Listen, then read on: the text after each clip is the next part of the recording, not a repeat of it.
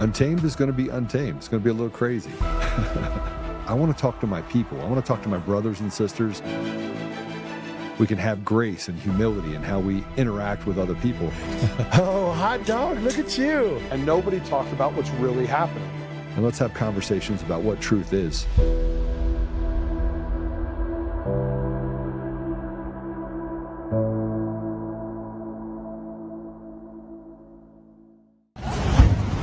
It's just a disgrace that the taxpayer has to constantly fund Victoria Police taking me to the courts for just more nonsense, offensive behaviour charges. Is it nonsense though? Because the taxpayer wasn't happy with what they saw at that rally. Well, you don't speak for the taxpayer. You're part of a corporate entity that is anti-Australia. So you don't actually speak for the Australian people. You're a nefarious agent of the mainstream media. So I think you'll find the average Australian does not want thousands or millions of illegal Indian immigrants staying in the country. And that's what we were protesting against. There were thousands of self-entitled, despicable people that think it's their right to be a part of our nation.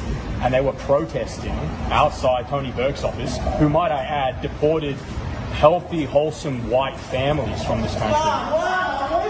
Shut up, you fat dork. Film this fucking loser. Look at these freaks. You're a fat, disgusting dork. Shut the fuck up. Anyway. Tony Burke, no, every time you're out here, there's drama. There is always drama, but it's not seeking attention to me, it's seeking attention to the issue. And the primary issue in Australia and the whole Western world is white replacement. That is the primary issue. That's the only thing we actually want to talk about. And you're looking at your phone, you're looking at how to change the subject, because the media do not want to talk about this subject. They don't want to talk about white replacement. We want to reverse the process. We don't want Australia turning into a third world country. We don't want it turning into India. We don't want it turning into Sudan. We want it to remain Australian. That is the primary issue. And you always want to change the subject and attack the man. You don't want to play the important game. You want to attack the man. You don't want to attack the idea. You don't want to touch on white replacement. You want to touch on my personal behaviour. Not guilty. Thank you. Done. Oh yeah. You. You're scum. They don't want to talk about the big issues. What they want to talk about is, are you guilty or are you not guilty for this minutia that doesn't matter? We protested foreign immigrants that are demanding that they stay in the country, and we protested that. We said that was you shut the fuck up. We said that was self-entitled, that it was disrespectful, that it was anti-Australian. And we said an ancient Australian proverb, off with fool. And they want to take us to court and put us in chains.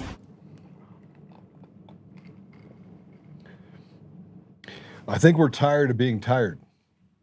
I want you to take a look at this movement that's happening across the world. It's not just here in the United States. And one of the fears that I've had is that they've tried to make it isolated. They said, oh, it's just a small group of people in the United States. A vast majority of people in the United States recognize this replacement theory. It's actually replacement theology. There's a religion to this. You look at Australia, Europe, France, inside Europe, you still look at Ireland, France, Germany, Scotland. Everyone is tired of them taking from us what was never theirs to take. And what's more important is that they want to attack white people. It's white people. Sorry, that's what it is. You have people in this country, and by the way, most black people would agree with this. Most black people, most normal black people, most normal brown people, most normal Asians, most normal people who have a brain would agree with what I'm saying. White people are under attack, and they have created, now, at the same time they're under attack, I just want to point out something. The same time they're under attack, you have a country that is white that is saying, we're not white. We're our own color. It's like color now comes in different, and because I'm partially that, I can say without a doubt that there are people out there that are running around, mostly white, liberal, radical women, and weak feminist men, they're running around saying that, oh, we're not a part of that white stuff. Let me just tell you what it actually means, though. If you're a black person and you have values, you're called an Uncle Tom. If you're a Hispanic that has values, you're called confused. If you're a white person that has values, here's the common denominator between all of those people: Christian. See, white people are predominantly Christian, but you can't come out and attack Christians. You're not allowed to do that, right? That would cause an uproar. So instead, you have entire groups of people that have perfected dog whistles, homophobia, anti-Semitism, racism, bigotry. Any isms that you have out there are tied into people who are Christian. It is attack against values. It is attack against Christian values. But this guy in Australia has had enough, and this is happening everywhere. You talk about the Nordic countries and what's happening in Iceland, and it's really, really bad. You have a vast majority of people that, frankly, are boiling at a rate that is just not good. People in the UK, they're meeting in backdoor pubs, trying to figure out how they can stay legal and still fight. And yet, in the United States, we can all recognize that our judiciary is rotted at the core, our government has become tyrannical, and we're on the edge of not a civil war, but of going after the very people who are in government that have betrayed our communities, our states, and our country. The courts rule in favor of immigrants in the name of exclusivity and diversity, instead of supporting fundamental law. They make it a right that people have to give to them what is not theirs to take. We talk about what has it done for us since this happened? What has it done for us? Let's talk about our education systems. Our kids in 2026, 30% of them can read and write.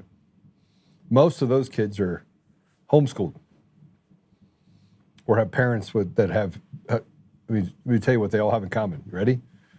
Christian. I want you to see this. This is in Philadelphia. This is a teen in Philadelphia that wanted to expose his classmates' inability to just, I don't know, you check it out. Read the index card for me. She wore a suit, clothes that were, who's this for? Extraordinary, but somewhat Gertrude? Now explain what that means.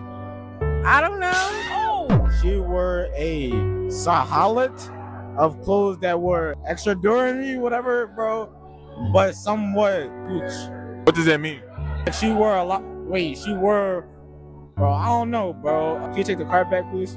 She wore a, oh baby. She wore a silhouette of clothes that were, bitch, I don't know that word. I don't even know how to read. I don't know why I did this. She wore a silhouette of clothes that were extraordinary, but somewhat gauche.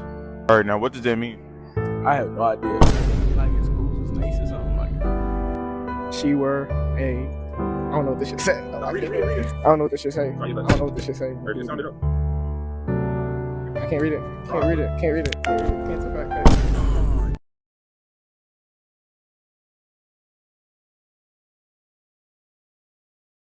A part of you wants to laugh. You want to laugh at these young people.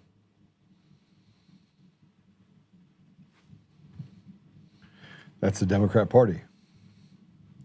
The Democrat Party that's owned by the Democrat Socialists of America, that says that if you're going to go into a position, you now have to pledge your fealty to the Democrat Socialists of America, who want your kids to turn out like these kids. These kids should be able to sue the living crap out of the school system for what they've done to them. This is abuse, and the parents tolerate it. And what's worse about that is that we have people, and I want to bring it down to Colorado real quick. By the way, that young man that you just saw is being threatened with expulsion and not being allowed to graduate. Now, obviously, he can read, but his classmates can't. And what he's trying to point out is that they have not prepared these kids for the real world. And you wonder why you have the school to prison pipeline. You wonder why you have a breakdown of societal norms when this is what's happening. But here's what happens, and this is what's happening in Colorado. If you don't like it, you can just do this. The liberals ruined Colorado. It's just not safe here anymore. There's crime and homeless everywhere. Can you just move to Arkansas or something? I don't know why you guys are so triggered by everything in Colorado. You guys don't enjoy Colorado, just move. I hated Nebraska and I moved to Colorado. Also, I've been downtown a million times. I've never been in a situation where I think I'm going to, More people from outside of Colorado coming here and bringing their just demented things. But then you have this guy. Play it. Finna go to the all-white grocery store and mess with these white folks. They gonna think I'm Muslim. See what they gonna do. I'll let you know how it turns out.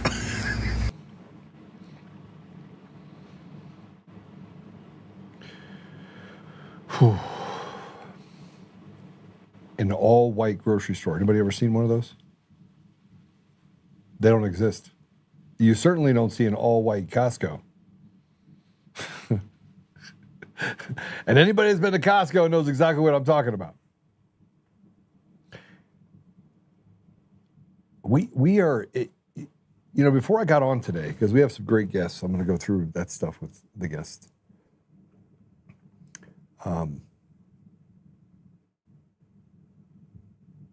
I said to myself, every day that I get on the podcast, I try to tell things about people and things that are going on out there. And a part of me goes, all right, we need to do that. We need to make sure we put this out there that, everyone becomes educated. Then I get to the part where I go, but what are we doing about it?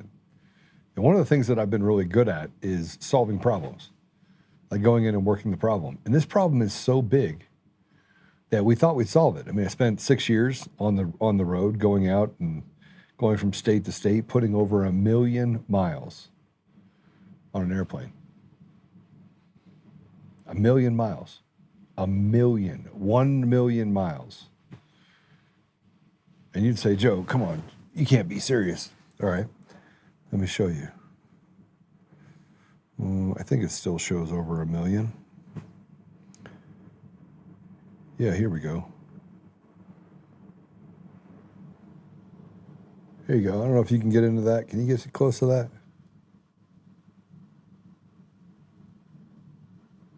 Can you gear in on that? Get close to it?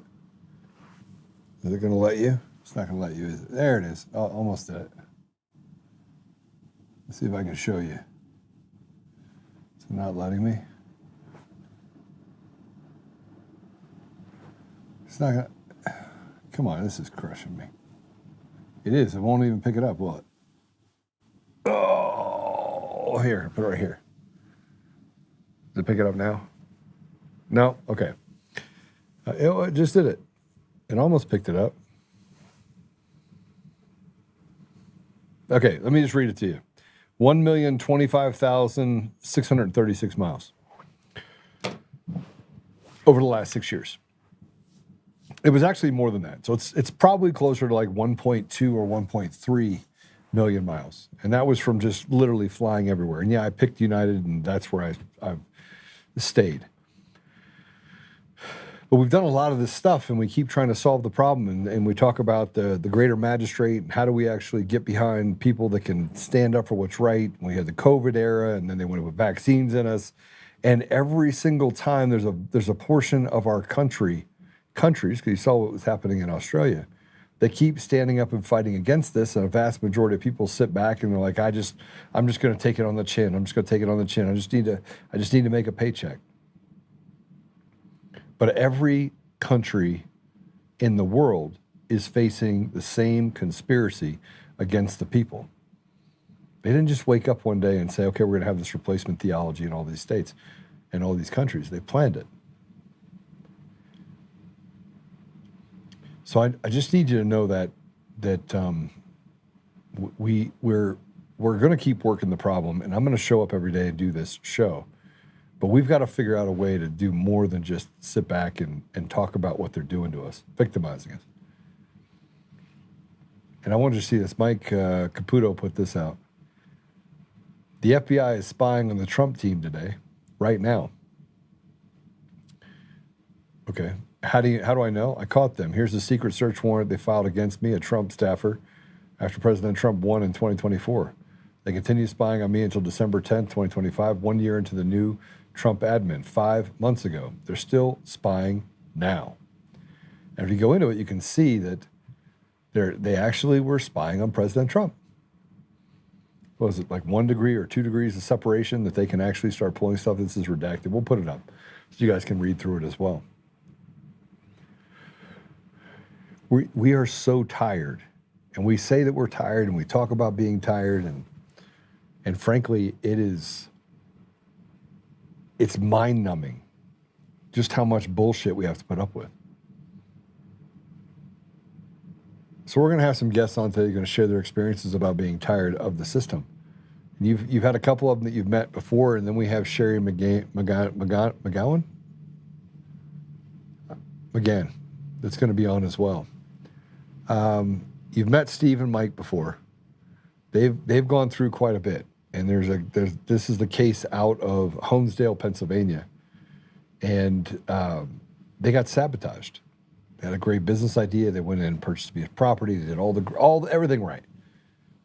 And now they have a settlement. So they went to court, fought it all the way through, paid for it, mortgaged their house, did all sorts of stuff.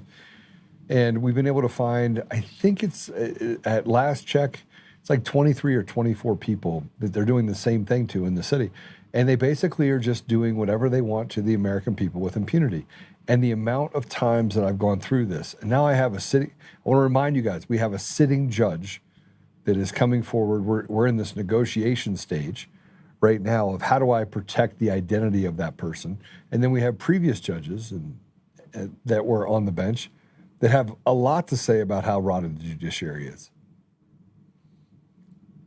So I'm going to bring them on real quick. We'll get an update on the case that they're going through. But they have them dead to rights. They have them dead to rights, and they're trying to steal a nearly $4.7 million verdict. So with that said, Steve, Mike, welcome to the show. Hey, Joe, how are you? It just never ends, does it? I feel like you're always fighting an uphill battle, pushing the boulder uphill, and you get to the very top, and they're like, yeah, now push it up the rest of the hill. Well, I always say every time we win, we lose. So you get through the court systems, and then when you think you've won, then they come back and slap you in the face with something else. None of it proper, but that doesn't matter. How pervasive do you think this is for the American people? Everywhere. Yeah. I think that the judiciary at all levels has become a good old boys club, and they just have their routines and their procedures and their things, and I mean, we're still trying to fight through it, but it's like trying to pull teeth from a tiger.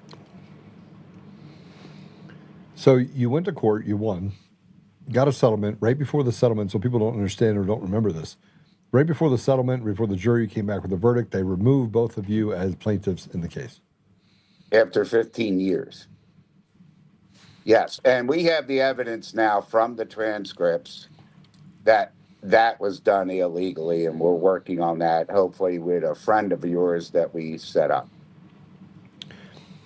And as you started putting this stuff out there, you know, now we have the bankruptcy trustee that's involved in this. His name is Mark Conway, right?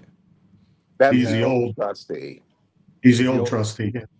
He's the old but he's trustee. currently a judge. He's currently a judge in the same system. So they moved him up. They moved up the Correct. incompetence into the deal. Right. Everybody in government fails up, it would seem, in this area. But Well, the it seems new that's trustee across is the country. Jill Durkin. Yeah. Oh yeah. So what's the outcome then? Based on this, they just did something else to you, right? So let's go ahead and put this up. This is you're trying to dismiss a Chapter 11 and convert it to a Chapter 7 because you have the ability to satisfy all the bills, correct? That was 10 years ago. All right. This was but they haven't ruled on it yet. No, they did after 9 years. It took the court 9 years to rule on it. And it ruled that we didn't have standing to bring it. Well, how did you not have standing to bring it when it was Smith and Morris Holdings in the Chapter 11? Well, the prior judge that was on our case said we did have standing. And so did Ledbetter, correct, Mike? Yeah, Judge Thomas said we did have standing. So you did have standing, and then what happened? They came back and said you didn't have standing? Correct. After Judge Thomas had passed away. Right. Now we were converted from an 11 to a 7 with no notice. And that was, I believe that's in 16 is this docket you're looking at here. And we were converted with no notice to us, no notice to our attorney, Roger Mates, who wrote. So who did the conversion? Who did the conversion without your knowledge? Mark Conway, who is now Judge Conway. We never got notified in the mail of the hearing. Never were notified. Nor did our attorney. What year was this? We have the transcript from Judge Thomas stating right in the transcript, where's Mr. Morris, where's Roger Mates? They're always here. Okay, so then how did they get away with it?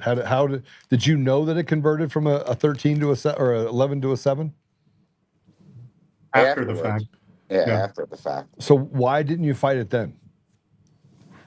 We did. We appealed it to the federal court, and the federal court sat on it for 9 years, almost 9 years. We filed, I think it was 2016, and we got an answer in April of 2024.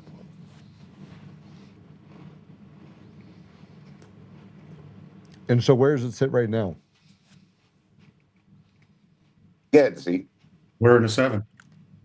You're in a 7, but you're trying to convert it now back to to 11. Well, right now we're just trying to fight to keep our investors into this because they're trying to remove all of them as well, saying they don't have legitimate claims. Well, what they're trying to do is cram down an agreement that protects the borough of Honesdale because of all the things that the borough did. They don't. The initial statement by Attorney Durkin in the courtroom on our first hearing was that, they didn't want Honesdale to go bankrupt. But on Attorney Mattis's brief, it states right in there that if they convert us to a 7, now remember, this is a decade ago. If they convert us to a 7, it is his opinion that they're going to control the lawsuits to hurt the creditors, to not pay the creditors, and to not protect anything that a bankruptcy court should be protecting. To enrich themselves. Yes, to self-enrich. And that's what happened in this last settlement.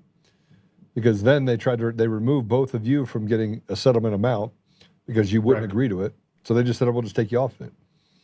Well, no, that was during the trial. Judge Janine Edwards non-suited us, but we have the testimony from that trial, and in the evidence, it shows that she shouldn't have done what she did. But it was done for one particular reason, in my opinion. All right. And that is Steve and I are not in bankruptcy. Correct. And if, with the judgment, Steve and I could independently pursue that judgment without the control of the bankruptcy court and the lawyers in the bankruptcy court. So you've, and this is what I was talking to a friend of mine that I've connected you with, and that what I also took and dropped off on the DOJ's front doorstep. You can show a pattern in this that you can say, well, there's no proof, but there is proof. Tons of it. Tons of it. And the proof is that they're trying to self-enrich themselves. They destroyed a business venture for you.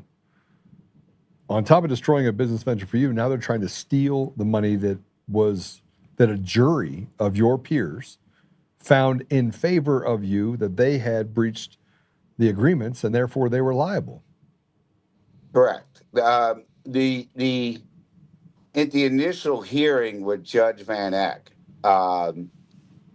the trustee's attorney, Jill Durkin, stated to,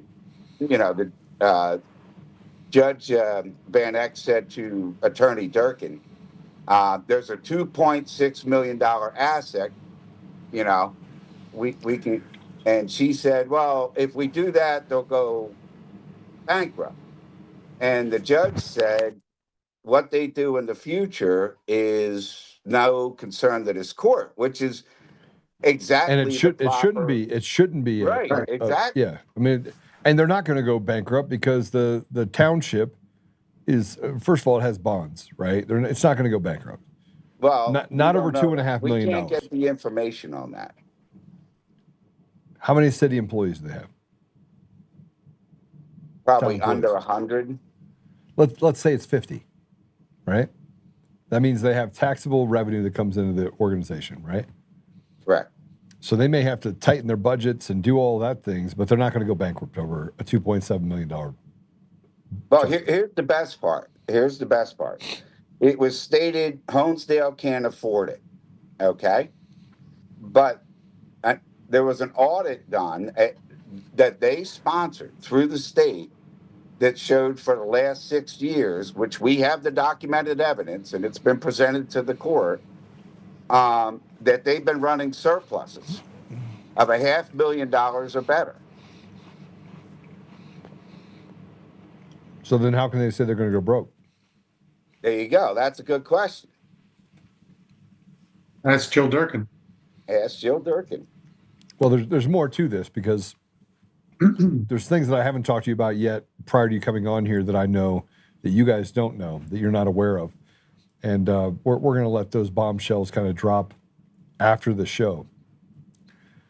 What's the outcome that you want? If you were talking directly to Honesdale, what is the outcome you want? Because you have a verdict for nearly $2.7 million. You have an interest payment as well, a penalty payment that is still in the Court of Appeals, correct? Correct, for $1.7 million. 1.7. So you have a total of 4.35, almost 4.4, right? Right, correct. The amount of debt in the Chapter 7 bankruptcy is roughly 1.3 million, correct? No, it's like.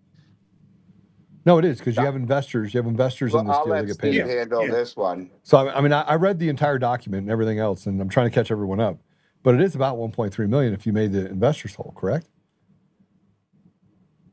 Steve? No, if the investors were made whole, we're all talking about who is a legitimate claim or not. And Jill Durkin says the only legitimate claims in that bankruptcy are currently $11,000. So, I mean, she could dismiss all the dime banks, and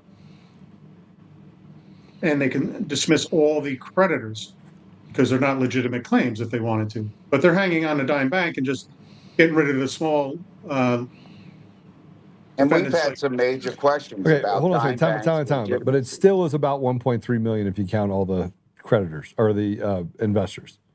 Well, from the initial claims, yes, that's a correct figure.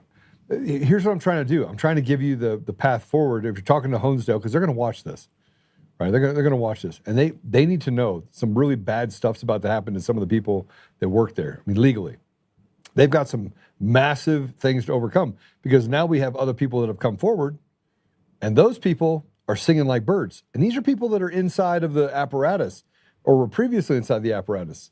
Correct? Correct. All right. So what I'm trying to do is if you're talking to Honesdale right now, and you're talking to the rest of the state of Pennsylvania, they all know that this corruption happens because a number of people have come forward and said they just did it to me last year, they did it to me 3 years ago, they did it to me 5 years ago. Is that true? Yes. Okay. So if you were talking to Honesdale right now, and you're like, look, I got a $4.4 million verdict, I have about $1.3 million if we paid it out. You got probably a $250,000 in legal fees for the bankruptcy court if you wanted to pull that money back. You got $1.5 million. So legally, if you went back into the court, told the trustee that hey, this is what we're dealing with, we're going to reaffirm all of the debt, and we're going to pay it out in a structured settlement, and then we get to keep the rest of this money collectively inside the organization. Then you can make disbursements however you want, because the organization would not be under the purview of the bankruptcy court. Right? Well, we've tried to get out, but we can't. You filed a motion to get out of the Chapter 7. Not yet, no. Yeah, you haven't done that yet. No. We've been trying to talk and trying to get the other pieces of everything together to find out what has to be done with that.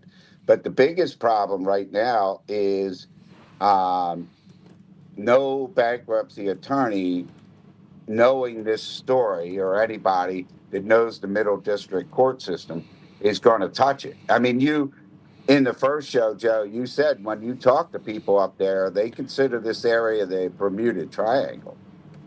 Yeah. So I'm trying to figure out what the rule is there. It's the rule of evidence 408B. So you can actually negotiate under settlement negotiations under 408B. That'll protect them from anything. They decide, okay, we don't want any part of this because it's about to get really messy. You come back and you say, here's what we're willing to settle for. Let us out of the bankruptcy.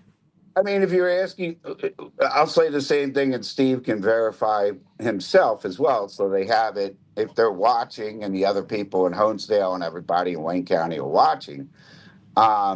It's a very simple thing. We just want to get back to ground zero, get everybody paid that should be paid, get back to ground zero, and I don't want to ever see you ever again. Yeah, but what about the other people? Because now it's gotten a little bit messier. You have lots of people that you have Phil Latham that they did this to as well, and they create procedural nightmares in order to make it impossible for you to get an outcome. Is that fair? Well, you also have, I sent you the article about the guy at the prison that just basically another George Floyd type of situation that just went down here. I mean, it's insane what's going on here in Wayne County. Okay, where is that? Do you guys have that? I texted it to you, Joe.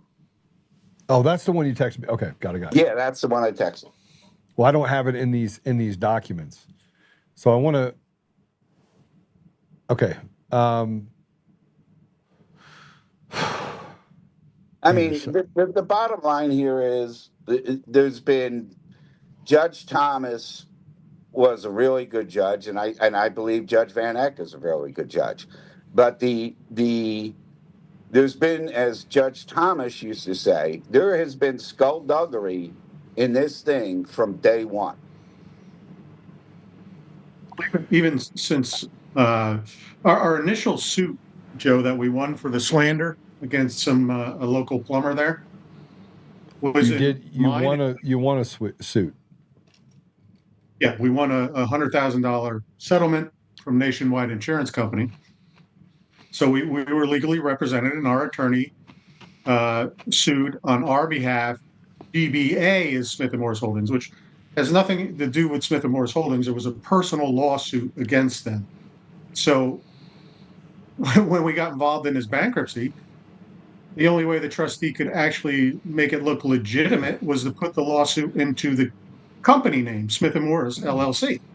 And I think we sent you the proof of that. I mean, we have the initial suit that was filed. Let's put this up. Let's put this up. I'm going to let you drive here. Put up image 1, if you would, please. Because I don't want to lose people in all this. This is the brief. The $100,000 nationwide dispute was on November 7th, 2016. Right.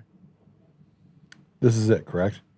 No, you want to. No, that's the one that was changed. Oh, no, this is the one from. That's Mattis's brief. What you want to bring up is. This Mattis brief is very important too, because this was our attorney at the time. And he basically foresaw the future. I mean, if you read it, everything that he said in this brief is actually happening. They're trying to enrich themselves by jumping on the back, and they changed the docket, or I mean the heading on our lawsuit. They changed the plaintiffs on the lawsuit. Yeah, the plaintiffs. They changed the plaintiffs from Stephen Smith and Michael Morris to Smith and Morris.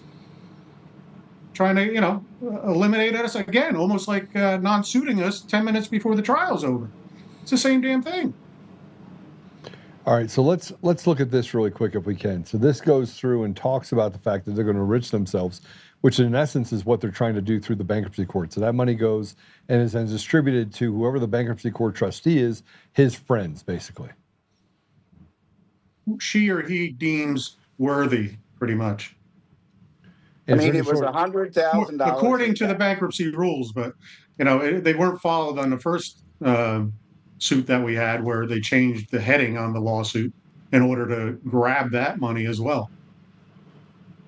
Now, this is speculation because they won't tell us if that was legal or not, Joe. We've been asking the question for a decade, and, was that legal for Conway to switch the heading on the lawsuit? Is a trustee allowed to do that in the bankruptcy court? Just change the heading on a lawsuit so it benefits you more? Oh, maybe it is. Maybe it's kind of weird. Go to image 6. Go to image 6. You put that up? There you go. Right. Here we go. Now this is the brief. Go ahead. Could you go down on that, please? Yeah. Right. The one on the right is the proper heading. All right. You got to go down on the order, and he has it spelled out in the order, which I believe is. I'm not doing a good job of describing this because I already have too much intimate knowledge, so I'm missing it for the people that are listening, right? So yeah. Let's go backwards real quick because I'm losing somebody. So people are like, okay, tell me the basis behind this. And I think that's important, okay? You had a company. You were instituting in essence, a joint venture that involved Honesdale, correct? Correct. Okay. You bought a building. You refurbished the building. They were supposed to make entitlements, payments. They never did. Correct. Well, they were supposed to release bond money. Yeah. Okay. So they never did that, which caused the shuttering of the business. Right. This was a telecommunications tier 3 data center. I mean, we were 15 years ahead of time of what's going on now. Like there's a big fight over in Archibald right now about tier 1s that are going in there. And you see the news with all the data centers going in. I'd be glad to help those people over in Archibald as well, too. So, but that was what we started, and that's what got collapsed. With Verizon, the partners were Verizon, Pennsylvania State Police, DCED, things and they wanted it to be successful. You just had a group of people that wanted to run off and do it themselves, that wanted to steal the idea from you, basically. Correct. And that's what the basis of the lawsuit was. The basis of the lawsuit was a breach of contract because they didn't disperse funds and caused the project in a timely fashion. In a timely fashion, right? which caused the project to fail. And you went through 16 years of stuff, right? To get to where you are. I'm sorry? Project started 2010. Okay, so 16 years total has gone on from this time, right? And you had a verdict issued in 2025. Correct.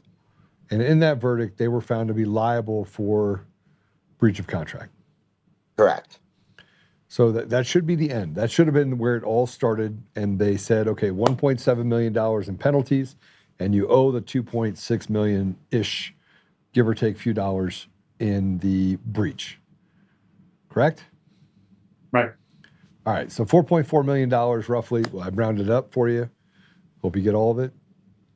But right before they came back with these verdicts, they removed you so that you basically have a man on an island with a rudderless ship, right? Basically, they're saying that the organization itself now really doesn't have anything, and so that would allow for them to negotiate against themselves. Correct. And reduce that $2.6 million or the $1.7 million on top of it down to zero, and or take the money for themselves and just divvy up the cash. Well, it's even more interesting than that. Besides removing us, because I say it's my personal opinion is that it was about the going after the judgments, because Steve and I could have gone after the judgments independently. But also, they reduced the settlement that they're talking about right now is $1.2 million, which is $200,000 less than the jury found the building to be valued at, and awarded 1.4 for the building in that 2.6. So they're actually discounting real estate as well in this whole thing. That's all in the transcripts. We have the transcripts. We have all of it. But the work was already done on the building. That's what the investors' money was put in towards, was making the building usable, correct? Correct. Correct. All right. So you have, and then they sold the building back after the improvements were made to the very people that you actually bought it from. Correct. And Well, this brings up a great little bitty. You get We've purchased the building for $165,000. Right. Put roughly $1 million into it. It was a brand new building at that point. 3 structural failures that had to be corrected. Everything else, I mean, it was a brand new building when we walked out of there, minus a fire escape and some minor other jobs inside. The bank forecloses on it and sells it at sheriff's sale for $127,500 to the realtor that sold it to us. And how much money did you put into the building? Close to $1 million. So you have a building you bought for $165,000. Yep. They sell it for $40,000 less than that to the realtor. And yes, you had put $1 million more into the building. Right.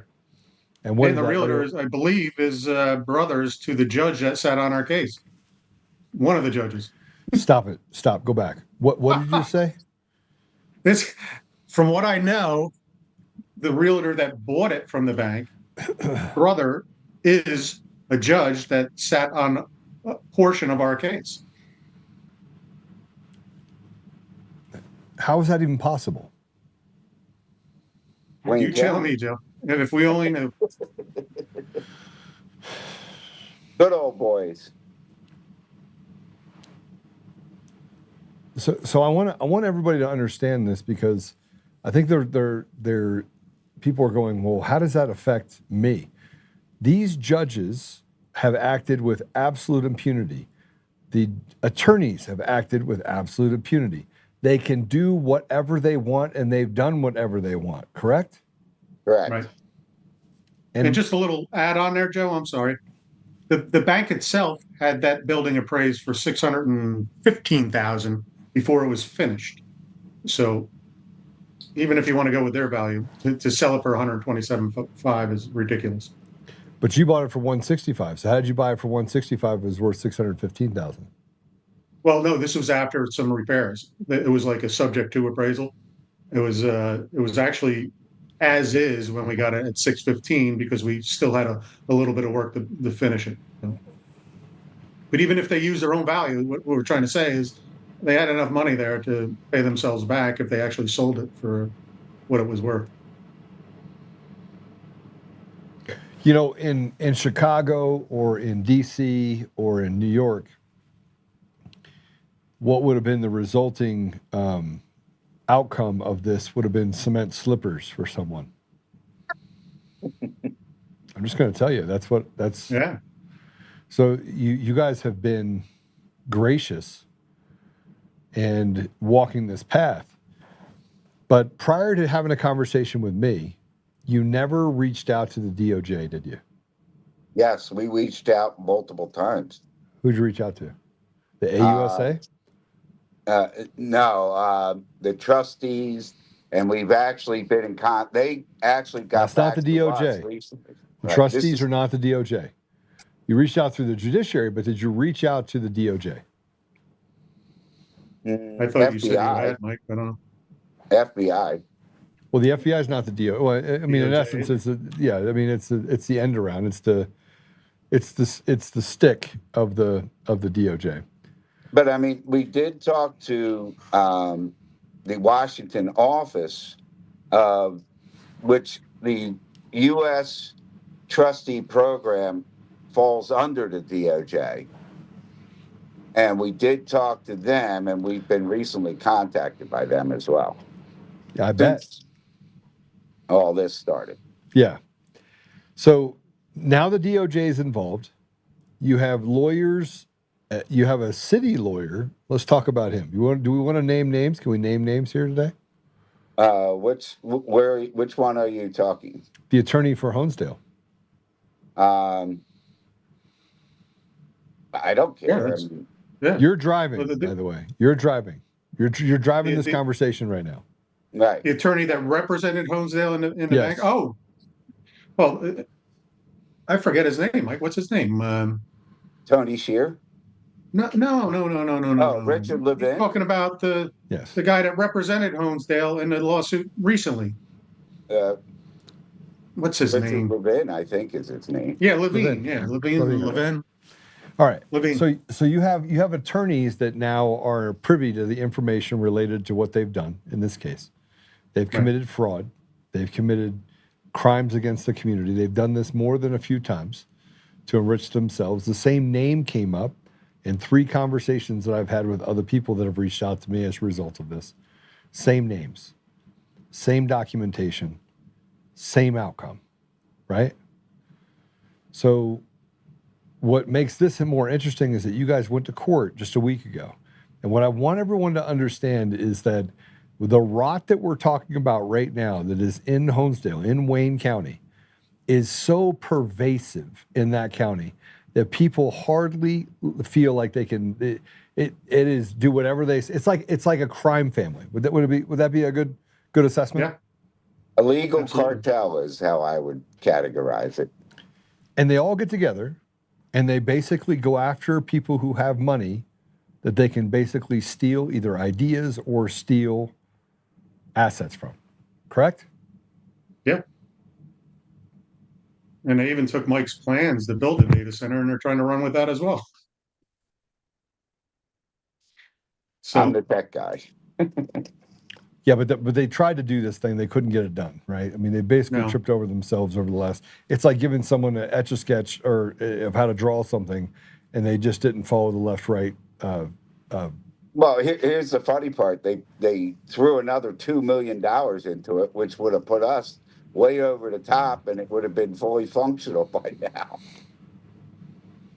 Okay. So you have a signed agreement, though. Let's go through this because I see the litigation funding agreement, right? Let's put that up. Right. Put up 7.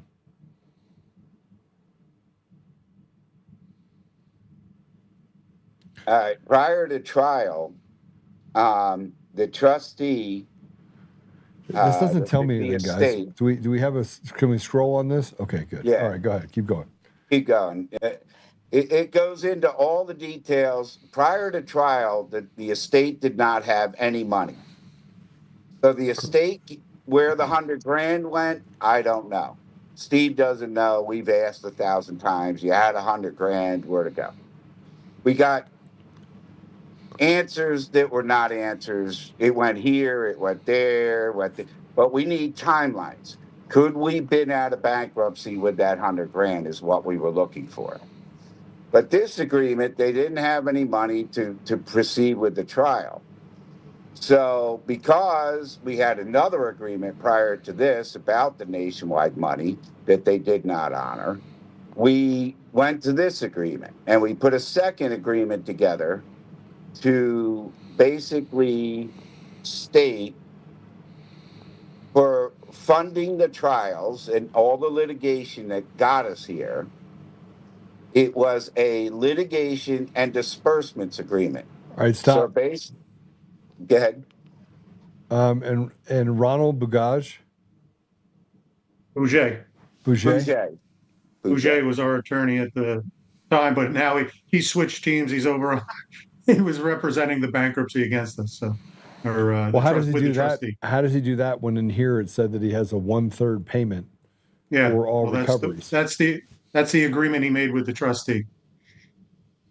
So we had terminated him way back when because we saw. I mean, Ron Bouget, don't get me wrong, is a great litigator, but he knows how to play the game, I believe, in my opinion. And everything looked great at both our trials with him on the floor. And then you always got to wait for the last shoe to drop, because when it drops, you get screwed. And it happened both times with him. So, okay, keep going. All right. So this agreement was basically for the creditors, Steve and I, we're going to pay for the trial. And for paying for the trial, you're going to reimburse us for the costs. And you're going to give Steve 1/3, me 1/3, and the company 1/3. All right, the 3 plaintiffs in the case. And there were 3 plaintiffs in the case. The court, the opening of the court, the opening of the defense, and the opening from Laura and Ron Bouget, they all said 3 plaintiffs, right until 15, 20 minutes before the end when they threw us off, which, by the way, they never even told the jury we were thrown off. Okay. All right. And it was to divide the proceeds. And then once the trial was over, they waited past the appeal period where we had a fully signed agreement. They waited past the appeal period, even though the trustee's attorney said she signed it on the 12th. She didn't contact us till, what was it, the 27th or something of the next month? Or yeah, it was. By the way, I'm not going to honor the agreement. And we were good with this agreement, Joe. But everyone signed this agreement. Correct. So this agreement was signed. You have a signed agreement. You have an executable agreement with the court, where everybody agreed to it. Except you didn't have judge approval. Yeah, everything has to be approved by the judge in the bankruptcy court. Yeah. And so, other than that, yes, everyone had signed. So then, why didn't it go to the judge for approval? She waited. I guess she played our attorney, and because our attorney must have thought it was a done deal, and waited, and then said, we're not going to submit this now. Since we were non-suited, we don't need an agreement with them anymore. So. To steal the money. Yeah, of course. And then, so that you have two things here. One, you have a breach of contract, and you have a material fraud, right? Correct. On its face, because the fraud is because they said, we got you non-suited, so therefore we don't have to honor this to begin with. Even though this settlement agreement is the transcripts show the reason she non-suited us is not supported by the testimony of the trial. And that's the same person, Joe. Same judge. Say You know who she is. Well, let's say her name. Judge Janine Edwards. And Janine Edwards is related to? No. The real estate agent was Mears. And again, I heard this third party, so I just went, I don't know if it's accurate, but from what I'm told, it is. Mears' brother is the judge in Honesdale. That's Edwards right there. That's Edwards. Yeah. And Edwards is the one that is basically non-suited and is backdoor dealing for some reason. Correct. And the funny thing is, I'm Joe, so tired. Yeah. Listen to this. On our first trial, last day again in trial, and we go to lunch. We come back. It's just about to be given to the jury. The whole jury questionnaire was changed from what was originally there, almost guaranteeing that we would lose. I wrote my attorney a note, and I was like, I'm not sticking around for this fixed jury, this fixed trial again. But so, you did and win. I left. But you already won. And we did win. Yeah, by the graces of God, we won. But holy smokes. Praise God that we won. Yeah, that's what I'm telling you. I mean, if you go back to our attorney at that time's closing, I mean, like I said, he did a great job the whole trial. But then at the end of the closing, he knew they'd lost, or the Honesdale had lost. So he tried to disparage us in his closing argument, that saying, well, yeah, they did this wrong or they did that wrong, but hey, we still, trying to sway it.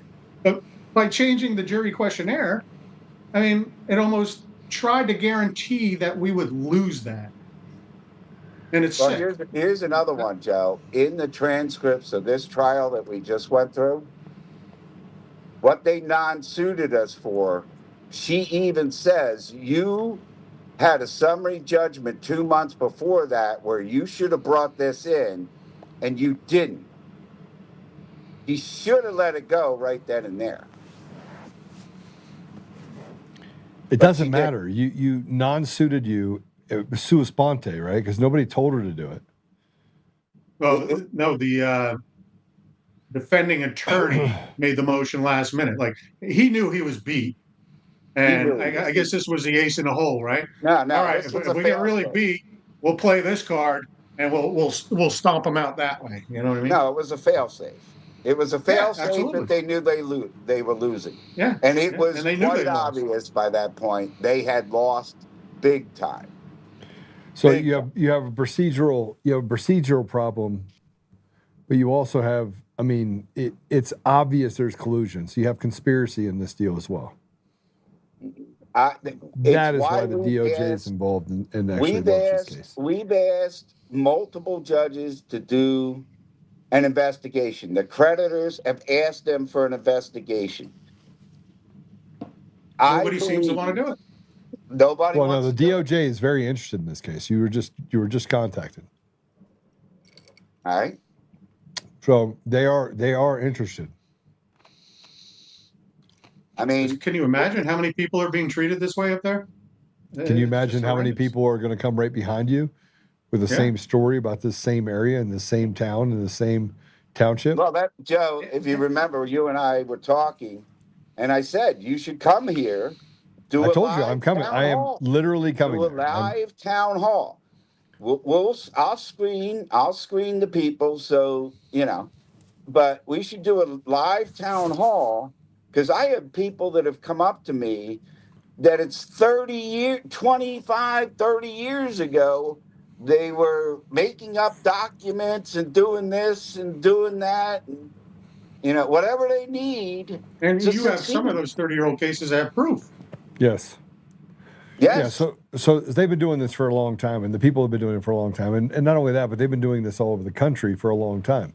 They've figured out this grift of how to steal from people in the community, right? The haves and the have-nots, right? Correct. I mean, that's part of what's going on in Archibald with the data centers, and we can talk about that in another show. But that's people done it. We were building this. We were 15 years ahead of time because we knew what was coming. You have quantum computing coming, all right?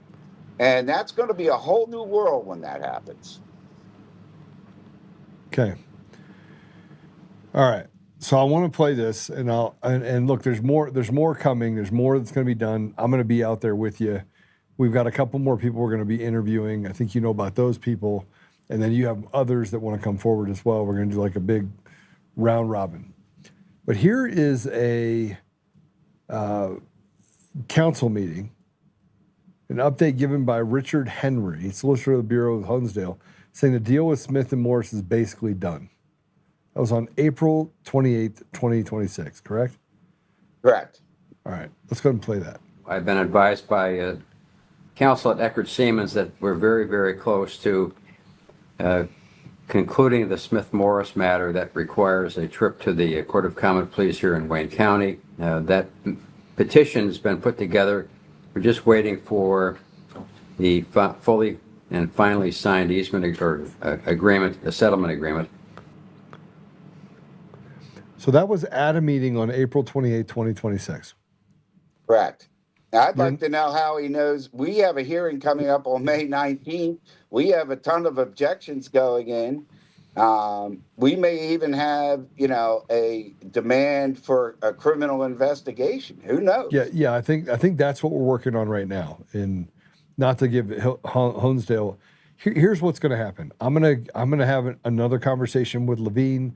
We're going to have a conversation with Richard Henry. It sounds like I should reach out to him personally as a journalist and find out on his behalf. I'll send over the letter saying that I can represent you and handle that. So we should send it over to Richard Henry. So he's the solicitor for the Bureau of Honesdale, correct? Correct. How long's he been there? What's that? How long's he been there? Oh, he's lived in the town forever. But... forever. So he knows where the bodies are buried. You have to remember, Joe, this is the area for cash for kids. These are the same Middle District, Luzerne County. This is all the same cabal, cartel. Well, let's put a pin. Let's not put that in Richard Henry and say that he's a part of that.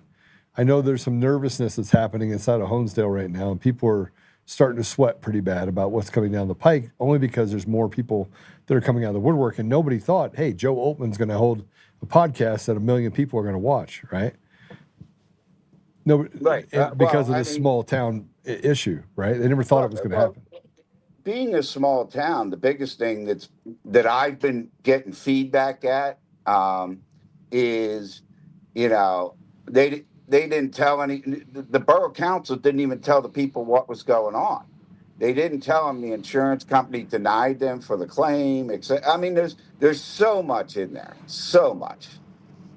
Okay, so we've got to make sure we get to the bottom of that specifically, but we've also got to make sure we give enough, I don't want to put a glass ceiling right above their head they're going to bust through. So there is obviously a cartel issue, and I use cartel, a crime family issue that's happening in that area, and it involves judges and it involves lawyers and bankruptcy trustees and everyone else, and they're just basically getting fat off of stealing money from people. Is that a fair assessment? Yeah. And I for think people that can't afford it either, Joe, which is the worst part. That's the ones I feel for most. I mean, that's what the system's designed to do. It's designed to take from those that work really hard and give it to those that didn't work hard at all. And you can commit a crime as long as you got money. You can get out of it anytime you want, right? But these people with no money are being crushed. I agree with you. And the other piece of this is the checks and balances here in Pennsylvania. I mean, I'll name names. Melissa Norton up at the Judicial Conduct Board. I mean, these people don't see anything, all right? And maybe God, illegal in Pennsylvania. Right? Maybe God, if you can't see anything, why do you need sight? I mean, if you don't want to see anything, why do you need sight? That I think is the $1 million question: is why we have to start searching out, right? Correct. All right, gentlemen, we have more to discuss. We'll be back on this next week. I want to get everybody an update. As it sits right now, your next hearing is on May 19th. So they've got about 2 weeks. About 2 weeks to get things straight. And they've got a couple of other people they're going to have to settle with as well. I'll probably bring that up with Levine and with Richard Henry. So I appreciate you staying in the fight. 16 years is a long time to be fighting. It's a long time. You Long know, time. as I've said to Steve many times, and I'll say it here, you know, my Lord and Savior Jesus Christ is my strength. All right. And if he didn't have Steve in my back, we would have been dead, buried, crucified a long time ago. Well, I mean, So I Steve know is a who's Cowboys standing with fan. me. So The question is, who's standing with Honesdale? yeah. You know how you keep the Steelers out of your front yard? Put goalposts up. You shouldn't be saying that if you're a Dallas Cowboy fan. I mean, of all people to say that, you could have been like a Bengals fan and said that, but a Cowboys fan? Oh my gosh, I don't even think that's even legal. I think you might even go to jail for that. I've gone through a lot in my life being a Cowboy fan. Yeah, I bet. Even worse than this. So Yeah, I mean, that brings new meaning to running a train, right? yeah. Hey, Joe, Patrick, all you guys, God bless, love you. Thank you. Hey, And listen, I know hopefully who's we get coming this up straightened, next, I hope. and that's going to be a great story too. yeah, we'll get to the bottom of this, and frankly, I think there's an appetite for them to settle things up and do the right thing. It certainly does not behoove them not to do the right thing because the DOJ has an appetite for cases identical to this. Gentlemen, thank you. Thanks for being on with us. Thank you, Thank you, Joe. Have a good night. You too. If you ever wonder why I get involved in cases like this and why do I give people a voice? Why does it matter to me? It's not this. It's not the things that you can see right in front of you. It's like, oh, President Trump, he got attacked, and it's the very people in our community that we're chartered to be our brother's keeper, and our brother's keeper means that we have to do the right thing, regardless of how hard it is or how difficult it is. I'm going to fly out there on my own dime. I'm going to make sure I've collected a bunch of information. They've collected a bunch of information. And I had a friend that said, Joe, why are you doing this? And I go, because I can. Because it's not right. It's not right for them to destroy people's lives and act with impunity and get away with it. It's not right. And sometimes you just have to stand up for what's right. We're going to take a commercial break. When we come back, we have our next guest. And boy, is there a lot to discuss. Man, where do I start here? Well, let's start with this. Number one, everything is a mess. Everything's a mess. And if you think that if you think that it's isolated, you think that there's some sort of isolation to the amount of fraud, waste, and abuse that's out there, there isn't. So let me tell you about Sherry. She's a highly experienced commercial insurance and risk professional. Career was built on understanding and mitigating institutional threats. Her story involves the total devastation of her Maui development project, her Colorado family home, and her business interests through what she identifies as the coordinated systematic of exploitation. This whole thing was enough to make you sick. So they weaponized the legal system, specifically citing a calculated combination of fraud and bankruptcy abuse, fiduciary failures, and judicial protection. And as you look into it, I was like, you've got to be kidding me. This can't be. Now, a normal person would look at it and go, what in the world? This can't be real. Anyway, we'll be back. We will be back with Sherry after an extended break. We got to get her set up. We'll be right back.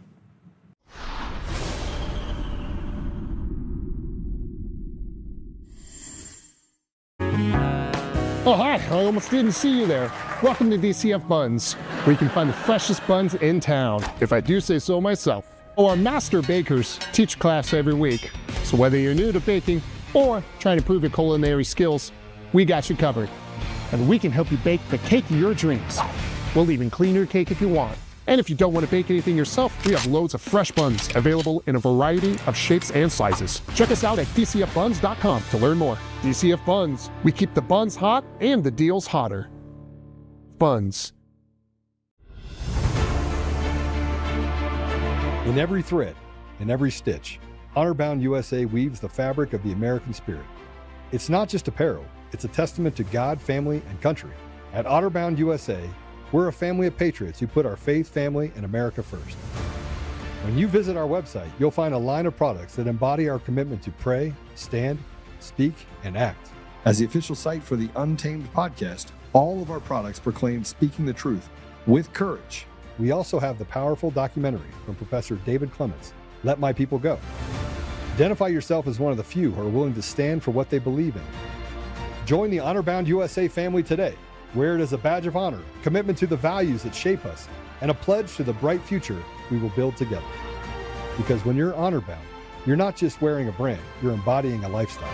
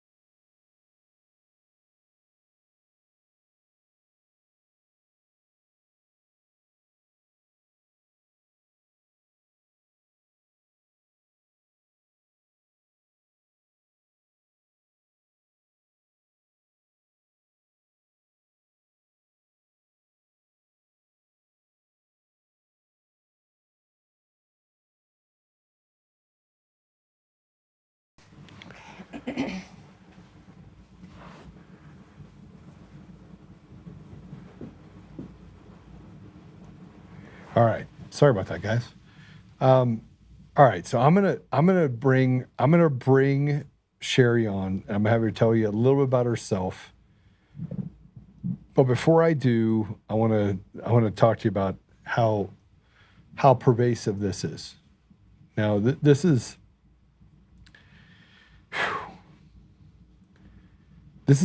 a case study on how you can just look at modern institutions can be used to bypass constitutional rights. In other words, they can use procedure and get outside the realm of what is fair. I mean, we should have a system that's based on just institutional fairness. And it's not a fair system. It's not a just system. It's a system that is designed to use procedures in order to steal from people what is never theirs to take. And we've seen this a lot. We saw what they did to Rudy Giuliani. We saw what they did to the Hoff brothers. We've seen this happen across every platform. Put your head up, talk about the ineptitude and the corruption, and they just cut your head off. And they basically make it impossible for you to seek justice through traditional means. So through this whole process, Sherry has spent years compiling massive amounts of evidence. And it includes hundreds of docket entries and multiple appeals. And what is worse about this is that how many people have gone through this that feel the same way, that feel like they've been cheated out of life, that never have a voice. And why is the DOJ does nothing about it? Why is it the FBI does nothing about it? Why is it that the people are treated like slaves? It's systemic. Like everything we're looking at is it's a blueprint. It's a blueprint of how to basically make and take whatever they want, whenever they want. And we've talked about this when it comes to the media, and people, they look in and individually like, this isn't right. But they never make it right. You have people that go out there and say, well, let's do a give, send, go. Let's go raise money to make it right. But we don't ever correct the system. So Sherry, welcome to the show. We're going to talk about this, and then we're going to talk about, welcome to the show. Thanks, Joe. It's good to be here and finally have a voice, be heard. So you start out with a dream that you wanted to build a place in Maui. Yes, I designed, financed, built. It was ecotourism that I was setting up in Maui. And yeah, that's where it started. And the bad actors there, I thought I was entering a bankruptcy to protect me, and it was worse. They all got together, pretty much like what Mike and Steve were talking about. Different state. Yeah, here in Colorado, right here in your backyard. But that was in so that was in Pennsylvania. This is in Colorado. Yeah. And let's talk about this. Before you came on, did I ever ask you your political affiliation? Never. Did I ever ask you who you voted for? Never. Did I ask you whether you liked horses or zebras? No. Did I ask you any questions? Nothing. I just said, this isn't right. Mm-hmm. And as we start looking underneath the covers, you know, I'm going to put this out that you don't know much about the Christopher Gregory case, but the Christopher Gregory case is a perfect, it basically is an example of how much bribery and corruption, graft that just permeates through. Colorado is just filled with it. It's disgusting. The school to prison pipeline, if you name it, all the way down. We talk about the judiciary, we talk about the bankruptcy court. It's not just a state issue, it's a state and federal issue. And these guys get involved in these things so that they can basically steal assets. Yeah, it's a cesspool that everybody's swimming in. Okay, so let's walk past. I'm going to walk back on this a little bit. Okay, you hired a bankruptcy attorney, Elizabeth German. Okay, Mm-hmm. they're gonna adjust your thing here real quick. Okay. Elizabeth German. Yeah. And that's with Robinson and Henry. Yep, she's with Robinson and Henry, and you know, I trusted her. I find out now this was her first Chapter 11 bankruptcy that she's ever done. Okay. I have millions of dollars in assets, 3 properties, 2 in Colorado, 1 in Hawaii, and she handed me a book and said, "Till debt do we part." I wrote this for Robinson and Henry. I got your back, I'll help you. And I trusted her completely. And she left me in 2022. Okay, so this case goes back to 2020. Actually, it goes to 2019. 2019, okay. Mhm. But the case was assigned in, looks like January of 2020? That was the Chapter 7. She moved Okay. me from the 11 to the 7. Why? Well, she said the world's shutting down. COVID hit. My ex-partners locked me out of my property in Maui. They forged a document, said I gave it away. Just said, here you go. You can have it all. No consideration of money, nothing exchanged. And Did you sign that document? no, I did not. Okay, so but she was having conversations with them too. Oh, yeah. Well, we found out now, it's 2026, but back then, I thought, so naive, that the system was here to protect me. I had all the documents. I'm a risk manager. I had insurance policies in place. I had manuscripted endorsements to cover construction defect. It was so easy. I mean, I could have made it so easy, but I got this trustee assigned after Elizabeth Germain took me. Of course, we watched the docket. She said, and she's right, all of the trustees are horrible in Colorado. There's not many. You got to try to get the best of the worst. The best of the worst, yeah, exactly. And so after several months. It's funny how those trustees, by the way, many of them come out more wealthy than they when they went in. Mm-hmm. Well, I have $6.2 million on my AB schedule. No one has shown me any accounting. I've been to the DOJ. It took me 2 years to get a $53 million bond because I don't understand how trustees aren't even required to carry E&O insurance. They should be. Well, I mean, a business has to. I have to as a professional, but she doesn't even have to cover herself. So it took me 2 years fighting with the DOJ. I finally got her bond. And it's been 2 years fighting since then. It's Okay, so let's go back because I want to be very clear. We just talked about a case that, frankly, is going to go through the DOJ. We have some people that are in real trouble in Honesdale, in Pennsylvania. This case is in Colorado. Colorado is probably one of the most corrupt judiciaries. The judges are worse than then I think they probably are some of the worst in the country. Matter of fact, I know they are because they were appointed by a guy named Jared Polis. Oh, yeah, he didn't help me at all. I sent him years of letter, please help me. They're taking my home. Well, let's go back to this. This is 2014. You bought 4 acres in Maui. In the Kanapali coffee farm. Okay, so let's put this up there if we would. This is the property itself. Okay, Yeah. so it's listed on Zillow for $2.8 million. That's it right there. Yep, that's it. All right, and that's the renovation that was done? Or is Well, that I before built that? it from scratch, actually. It was 4 acres I bought. I subdivided the property. I do have architectural and engineering experience outside Okay. of, being a risk manager. So I did design that. I have a company called Celestial Properties. Okay. I designed it. I built it. I financed it. Every plant you see, I put in that ground with a pickaxe myself. Okay, and- so that was in 2014. Well, 16 actually is In when I 16 was started your- it. Yeah. Okay, but you bought the property in 14. Right. You started building in 16. Yep. In 16, you were building a mushroom farm for ecotourism Yep. called Maui Mushrooms and Microgreen. That's what it was going to be. Yep. Okay. You built a barn and a cottage. Yep. So you have the builders and your boyfriend? Well, Builders that's a and funny her boyfriend? story. I realized that it is true. I was actually catfished. I didn't know that was a real thing, but it is. And there was a man, his name is Roger Swanee. He lives in Canada, and he just targeted me and made me believe that we had a relationship. And I was in the middle of building my project. I'm independent, successful. I thought, what a great relationship. I got a guy in Canada, I'm here, we can get together and date, perfect. Next thing I know. Did you ever meet him? Oh yeah. We met. Was he really the person that he said he was? No, he's fake. Everything is fake. He had no property that he said. Did he ever look like he looked like online, or okay? I Yeah, thought he maybe. looked- no, he- I thought maybe. It wasn't it wasn't an online thing. Okay, what? Okay. No. I was in New Zealand and I met him. I was there on a trip and I met him. He was with the Canadian rugby team, supposedly. I don't know. That's Turns how. out not true. Nope, nothing he said was true. We dated, and then the next thing I know, he's suing me in Colorado for being married and living here for 9 years with me. I've got the Homeland Security involved. I've got so many people involved. Everyone's like, oh, sorry, it's civil matter.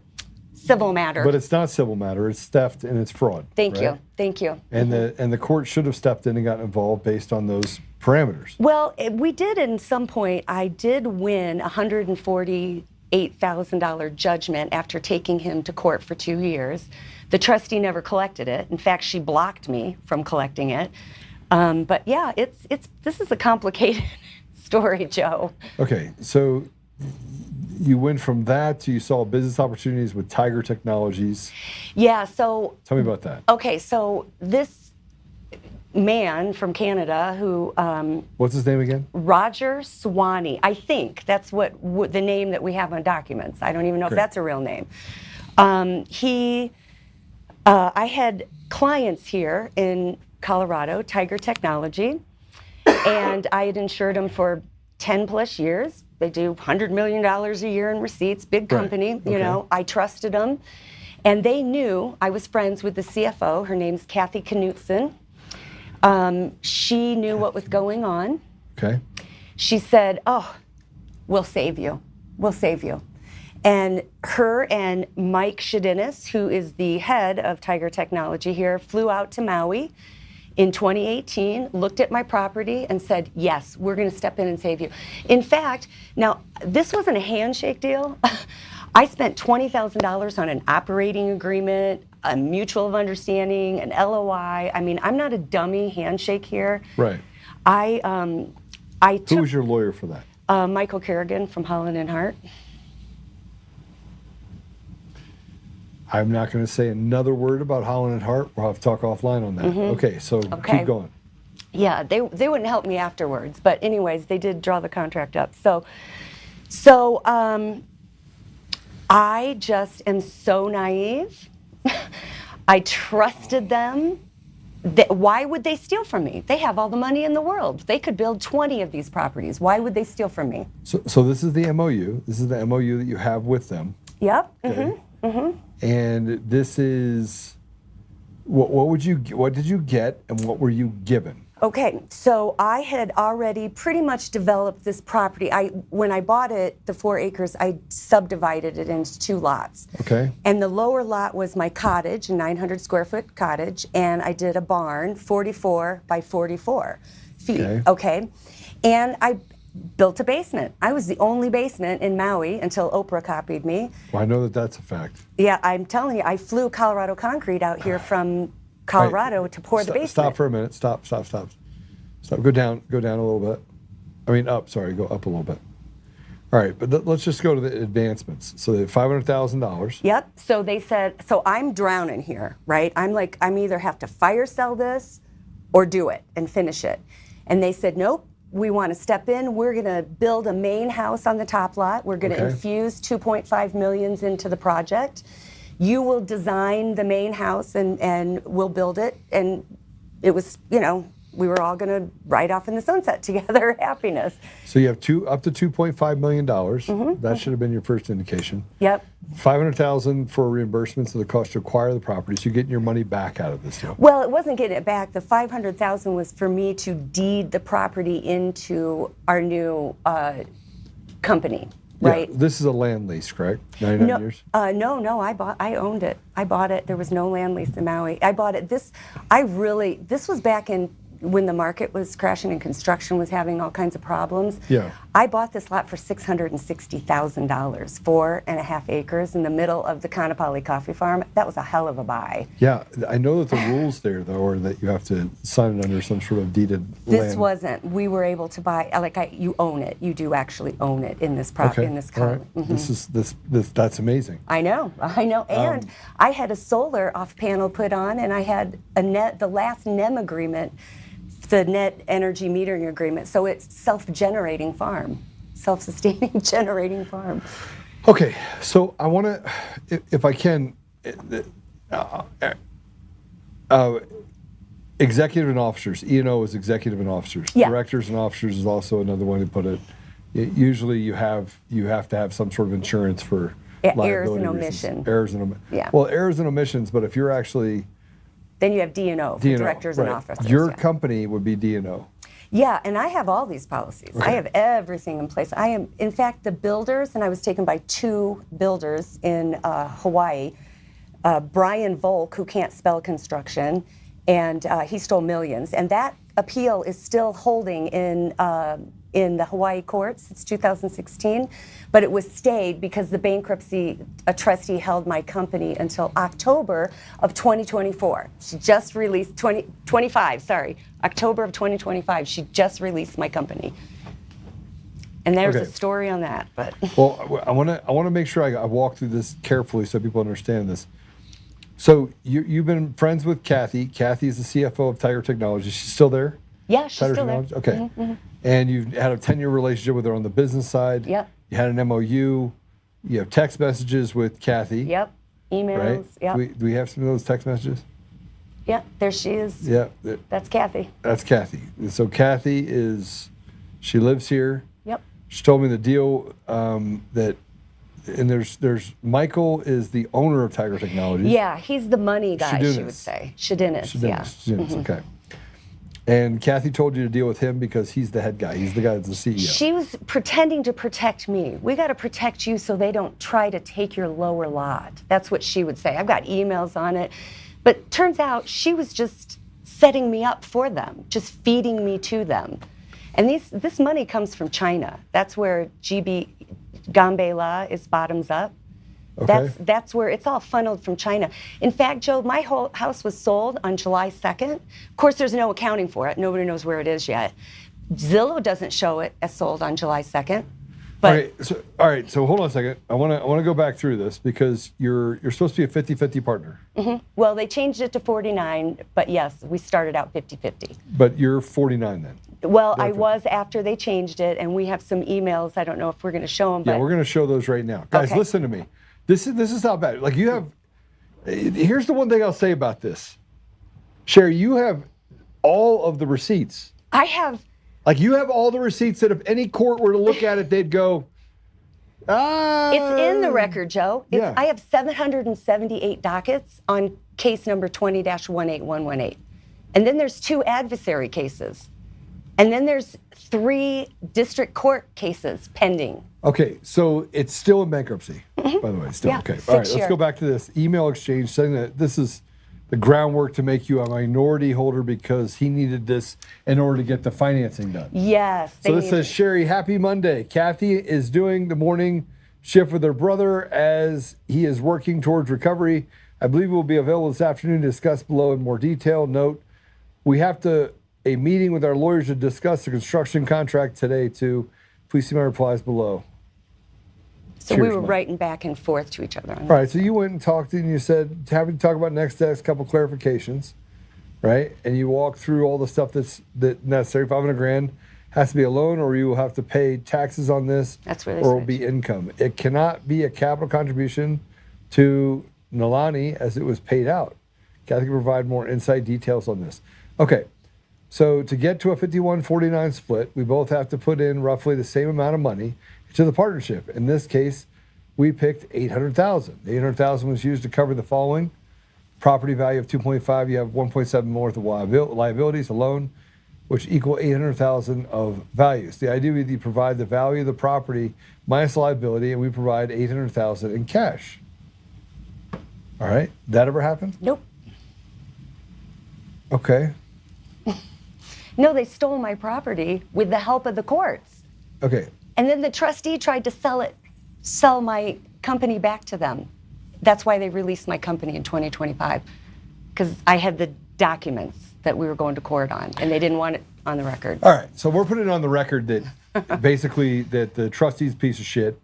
We're going to put it on the record that... Well, actually, it's her attorney that's worse. I don't think the trustee's smart enough to be a piece of shit. No, they are. They're absolutely smart enough. Well, it's David M. Miller from Spencer Fane. He's the evil one.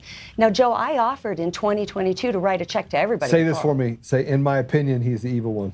In my opinion and he's evil. Experience that I've had to deal with personally. Look, I've read a bunch of these documents, and I think you just don't want to put yourself as a target to these pieces of crap that'll lawfare you to death. They've already stepped. I'm a dead body. They've stepped over for the last 6 years. No, we're gonna resolve that, I think. Okay. Okay. I hope. So this is to get to the 2.5 million funds. GBL gets the preferred rate of return of 5% until paid off from the proceeds from rental. I need to look at the other terms you listed below, but those were the 2 that stood out as being inconsistent and with operating agreement. Okay, take that down for a second. Or you can go through a little bit of that more later. Yeah. So then that leads to a document where you sign over, and that leads to a forged DocuSign where they say you signed over everything. Yeah, they can't produce it. They say I signed by DocuSign, and I say, where's the document? You know, because the DocuSign has a document attached to it, right? That shows the IP where address, you were, everything. You can't fake it. You cannot fake it. Well, you can. You could try, but it's almost impossible. So let's go ahead and show this as the image of a agreement. This is the membership redemption agreement. Right. Okay. And notice it's dated March 1st, 2019 on the top. Yes. Okay, so we can get to that later. You can see how much after that date. Kathy testified at a hearing in September of 2019 saying I was 49% ownership. So was she lying then? She lying now? Like, none of it makes sense. But you can see my signature at the bottom here. All right, so this is the shows that you are 49%, and then this says that you're giving it away. Yeah. I'm giving it to them, saying, here you go. All right, let's go to the bottom. So this gives up your right to them. And they say is my signature. There's Michael's signature, but they say that's mine. And their attorney, Dan Wolf, who's not their attorney anymore, but at that time, and I have the email that says, Sherry, you know you signed that document. Your signature doesn't look like that because you signed with DocuSign. And I said, send me the DocuSign. I've asked for it. I've asked through my attorney. I've asked the trustee. I've asked the DOJ. I have provided this to the DOJ in 2021, and we're in 2026, and not one person can show me that document. Not one. Have you taken this to the AUSA of Colorado? No, and when you said that to Mike and Steve, that's probably I don't know where else I haven't taken it. You haven't taken everywhere. it to the AUSA. You Okay. haven't taken it to the AUSA. Okay, well, that's where I'm the going next. assistant US AUSA, I'm on attorney. my way. Yeah, so Kevin Traskos was the AUSA here. Okay. He was married to Melissa Hart, who is got massive problems. He stepped down. She stepped down. She was on the Colorado Supreme Court, part of the people that voted against President Trump in 2024 to have him on the ballot. Okay, so so you have this forged document said you signed it. They said they have it on DocuSign. So by the way, the only way you would have that document on DocuSign, if they said that, It's would mailed have to me. Well, it would have an accompanied paper that goes with it. Yep. So did they write down and or get on a stand and say that it was a DocuSign? I have nothing but from their attorney saying it in writing because nobody will make them answer for it. I've put that in the record. So they procedured you to death and got it. Yeah, Got it. procedured to death. Mm-hmm. So then you have an email exchange between Kathy and yourself. Mm-hmm. Now let's start at the bottom. Can we start at the bottom on this one? Because we're going to go up with it, if you guys know what I mean here. Is it the bottom? No. You guys are killing me. Okay, so this was right. So, This and is I want 2019. to say this. Kathy and her family used my home up in Grand Lake days before they locked me out of my house in Maui. So they had to know this was coming, but I didn't know. I'm so dumb. They had a wedding up there. I've got pictures from the wedding. So I show up in Maui and they lock me out of my house with that document. They had police. They had me removed from the property. Kathy and Mike's wife were sitting in my pool when I got there. And then they ran in the house and locked the doors. And they were like calling the cops through the doors on me. I mean, literally, they locked me out of the house with that document. And that document has stood as it's a real document today. Is that your signature? No, that is not my signature. That is not my signature. I never signed that document. Why would I give my house away? You wouldn't. And is it even legal unless they give me money as an exchange? There has to be consideration. There always has to be consideration. So please tell me why there's no consideration why this was allowed to stand. I want you to help me figure that out, Joe, because I can't get an answer from the courts, from attorneys, from DOJ, from our congressmen. I have written these supposed... Have you talked to any of the congressmen? They won't return my call. I've begged for meetings. I get generic letters. Actually, I did have... What district are you in? I was in Grand Lake before they evicted me and stole that house and sold it and bankrupted it because the trustee didn't list. She forgot to calculate capital gains tax. She didn't have the IRS listed. And I built that house from scratch in 1999, and they sold it on a fire sale for $1.35 million, and there's over $400,000 in capital gains tax that she just forgot to calculate. Okay. I can't make this up, Joe. All right, let's. I mean, I'm all over the place, I know, but I can't make this up. When you were sitting here with, when I first saw your episode talking to Mike and Steve, and you said, guys, you got money, just pay it off. I offered the bankruptcy court, and it's on the record, I will bring $700,000 of cash to show you I have it to pay everyone off, which I only have about $64,000 in debt, really. I was gonna pay my house in full, I was gonna pay everything in full just so they'd go away, and they told me no. How did they tell you no? They said, no, I have it in the record. I said, is this a voluntary bankruptcy or is it involuntary? When did it become involuntary? Somebody show me. I've asked the court. They just, again, I'm a dead body. They step over. They don't have to respond to me. They don't have to answer me. Until I got competent counsel out of Texas, because there is none in Colorado. Well, that's not true. I do have a good attorney now in Colorado, but. Who's your attorney here now? Burke Baumgartner. Okay. Yeah, and he is very busy with all the corruption in Colorado. But until I got a good bankruptcy attorney in another state that said, "My God, Sherry," she calls it the Wild Wild West out here, but she started helping me, telling what I needed to do, and refile and refile and refile and make that trustee take action and get it on the record. That's when I started getting action. Okay. You're still in this lawsuit right now. You're still in the bankruptcy. It still has not been resolved. All the money's gone. Everything's missing. In fact, I've got the IRS. She hasn't filed taxes on the estate for 4 years. Okay. So you can start to see, where do you live now? What district are you in? I'm in Castle Rock. You're in Castle Rock. So you're in Lauren Boebert's district. Yes. Okay. Well, I'm going to do something, Lauren, right now. I'm going to text Lauren Boebert right now. I'd love someone to talk to me. You're the first one, Joe, that's given me a platform on this. Lauren Boebert.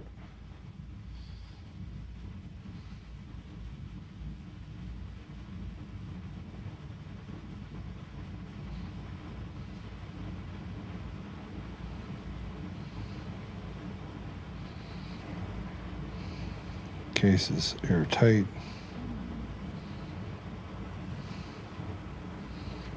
They have stolen her.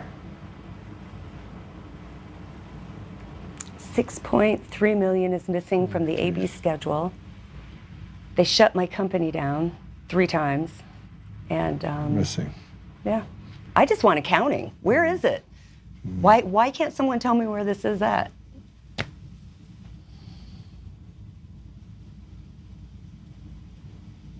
Rotted to the core.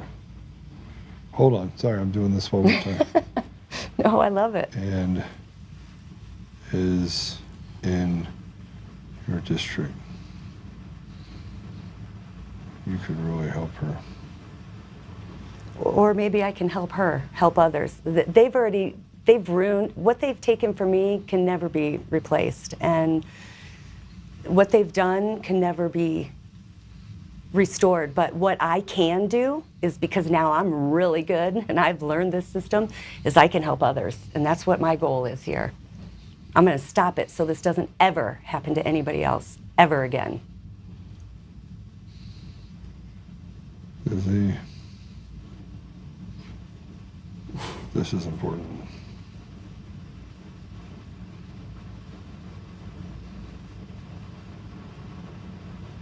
There we go. Thanks, Joe. All right. So I just actually sent Lauren Boebert a text while I was on here. Lauren, don't disappoint me, please. This is, yeah. So Lauren's typically pretty good at it. I mean, Okay. I mean, look, I'm not, I will not say that she does everything I want her to do, but she does a lot of good. Good. Right? Okay. So here's an email exchange between you and Dan Wolf. Tell me, that's the attorney for Michael and Kathy, right? Yep, that's the one that said I signed at DocuSign. Okay, so here, let's go to the part where it says you signed on DocuSign. Where is that? You know full well that you signed the redemption agreement and assignment. Change of ownership. Okay, let me read it. Right there it is. You know full well that you signed the redemption agreement and assignment attached to your email of May 14th, where you transmitted those signed documents to Mike, and the email thread between you and Kathy regarding the change in ownership of Okakope and your execution of the documents. As you know, as they're reflected and as attached, you sign the documents electronically via DocuSign, which is why your signature appears the way it does. Corporate documents are not required to be notarized and normally are not notarized. It's the only document between us that wasn't. Listen, Seriously. It's not a complete document. A complete document for DocuSign has to include, it is literally in the Electronic Signature Act that Bill Clinton put into place. This is the easiest thing ever. Well, why am I still here 6 years later, Joe? And it's fortunate that you're resulting to being untruthful. That's typical of them. Be advised of knowing that making false statements, including the law enforcement, could potentially result in both civil and criminal liabilities. That's illegal. I urge you to consult with an attorney consult with a lawyer before taking further actions for making false statements that could have serious consequences for you. Also, in view of your actions, you should be hope for cooperation from Okakape in connecting your bankruptcy filing. The liens filed on your Grand Lake property is a matter of public record, and the information is readily available through the county clerk and any local title company. Yeah. Okay, so now let's he's talk about threatening. that. Now he's threatening you. Yeah, let's talk about it. I didn't know they filed $1.6 million of fake liens and deeds on my Grand Lake house. Now, they took them all off, so nothing happened. You can file fake claims in the bankruptcy court. If you're dirty and you're corrupt, it's okay. And this is Dan Wolf. Where's Dan Wolf now? I don't know, because that's not their attorney anymore. But, so Hey, Patrick, do me a favor. Reach out to Dan Wolf and get his thoughts on this email and ask him if he could provide us with the document related to her signature on this via the DocuSign, that he made an accusation. Make sure you record that conversation, please. Thank you. All right. We're going to reach out to him right now. Wonderful. Have a nice little conversation with Mr. Wolf. Wonderful. I see little value engaging further back and forth. Given their refusal to recognize the undeniable fact that you no longer have any interest in the property. They continue threats to unlawfully take matters into your own hands and to forcibly break and enter the property. Okay.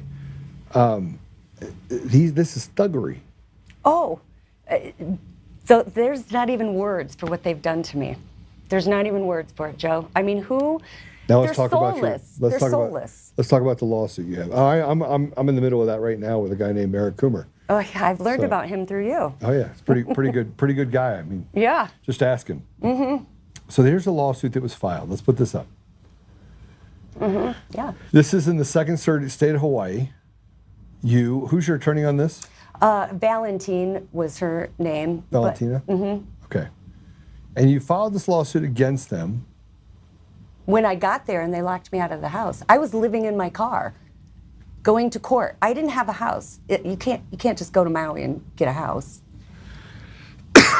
No, you can't. So I was living in my car, and then when I showed up to court, they had an attorney show up on the other side to announce to the judge that they had taken the property from me. Not even relevant to the case, but it's all on the record. So the alleged forgery, you put in the forgery. The defendant used forged documents, specifically a membership redemption agreement. Now, what was their cause for the redemption agreement? I don't know. It came out of the blue. Like I said, 10 days before, she was using my house in Grand Lake for a wedding. Okay, an assignment of liability. Okay, so we're also going to reach out to, I think we're going to reach out to the Tiger. Yeah, I think he should. I'd love for for him to let's have a talk. They've never said a word to me since they sent me an email, and I know Patrick has it somewhere, but from Kathy saying, yeah, I think you should just talk to our attorneys. I was like, well, I think that what? it's a matter of record. We should probably have the conversation here. Okay, so this is you had a temporary restraining order. You wanted to immediately restore your possession of the property, restore access to the property security system, terminate a rental agreement scheduled to begin the 1st of November 2019. So this went on for quite some time. And what was the outcome of this? Nothing. Ignored.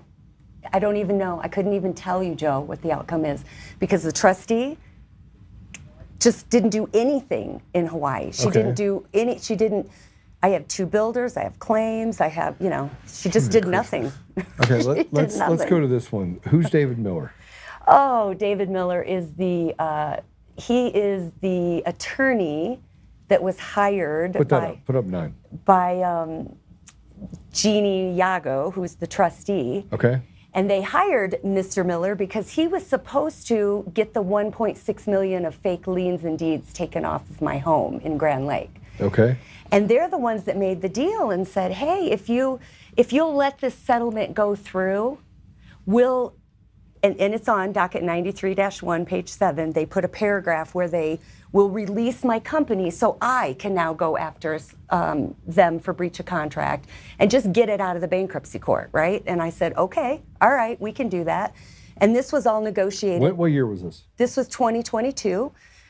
This was all negotiated by Liz, my attorney, with the trustee, and they put that language. Liz Valentina? No, Liz Germain. Germain. She's the okay. one here with Robinson and Henry. Okay, got it. And I do have a lawsuit going against her now as well. So and that lawsuit is for malpractice, breach of fiduciary duty. Did you go after her bond on her insurance as well? Well, did you notify her insurer on that? I did, but they ignored me. Okay, who is your attorney on that one? Burke Baumgartner is my attorney on that one. He's out of Texas. No, he's here in Colorado.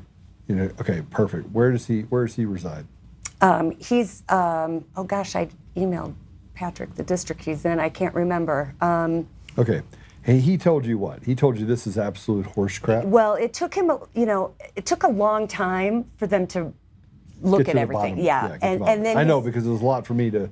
I'm peruse, sure. right? I'm sure. And we haven't even probably scratched it, but yeah. After he saw what was going on, he just said, "Yep, okay, I'll take this on." I had a couple attorneys before that in Colorado that really screwed things up, and he had to kind of.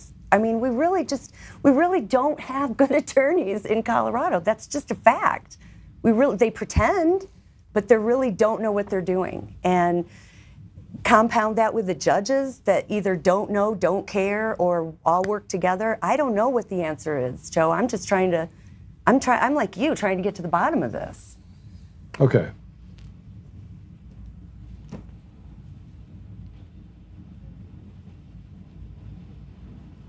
Okay, perfect. Awesome, thanks. We'll get to the bottom of that, and we'll kind of put some stuff together. Now, since then, you still have, you have 2 lawsuits pending right now. I have... the bankruptcy's still going on. The bankruptcy's still going on. That's one. But they sold your property through the bankruptcy. Fire sold it. They fire sold, well, I offered in 2022 when they made this deal, right, between my ex-partners were taking the money off, the fake liens and deeds that they put on, claims 13 through 16. And I thought this was all over.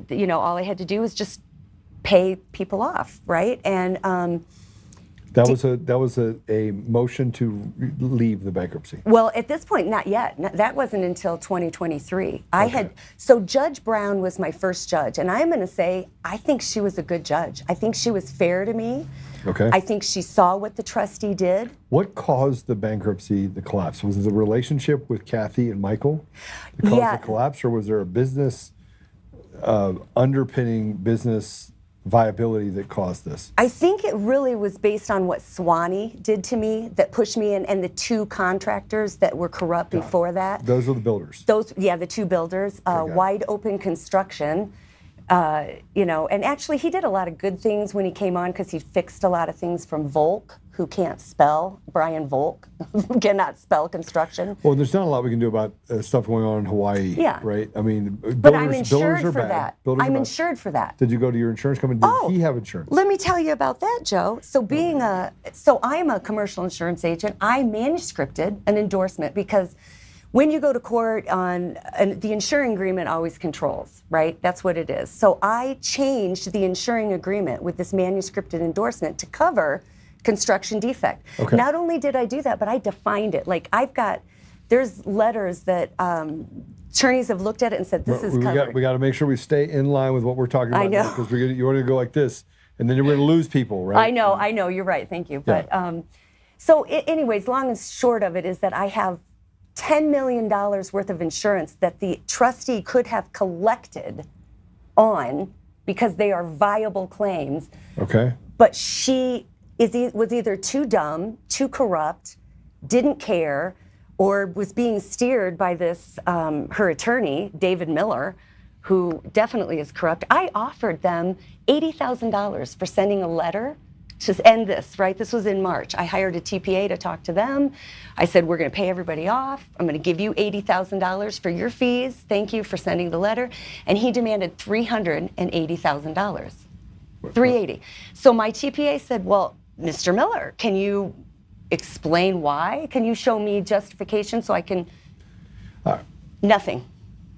So here I am in the bankruptcy because he's held me here, and why is nobody doing this? Why is no lawyer hammering? Because there are no lawyers that can do it. I had to go out of Colorado to get one. The lawyers here, that what I'm told, I'm either conflicted out, I know more than they know, they don't have the experience, or they like some of them have said, God, Sherry, you're right, but we got to work in this. We can't. They swim in that cesspool, so they can't, shit where they eat, whatever. This just doesn't mean it just gets worse and worse. I know. I'm telling you, I was coming out of my seat when you were saying to Mike, all you got to do is just tell him you're going to pay. So in 2023, I walked in and I said, you know what? I'm done playing with you guys, because I tried to convert. That's what Elizabeth told me to do. So I tried to do that. The trustees fought me. It was a fight. I'm pro se. Nobody's stepping in to help me. I'm trying to figure this out on my own. Finally, in 23, October 17th, 2023, I'll get you the transcript. I walked in and I said, Your Honor, now I have a new judge, Judge McNamara. He has no clue of the past 2.5, 3 years, doesn't care. To him, I'm some piece of shit Chapter 7 debtor that he didn't even look at the law of the case and see what had transpired before. And I said to him, I'm done. I'm not playing in here anymore. I'm going to write a check to everybody. And I'm withdrawing from this bankruptcy. I don't need your protection. And that was at docket 328. I'm at docket 787, and they still won't let me go. I've told them they're holding me against my will. I've told them this is a voluntary bankruptcy. They can't do it.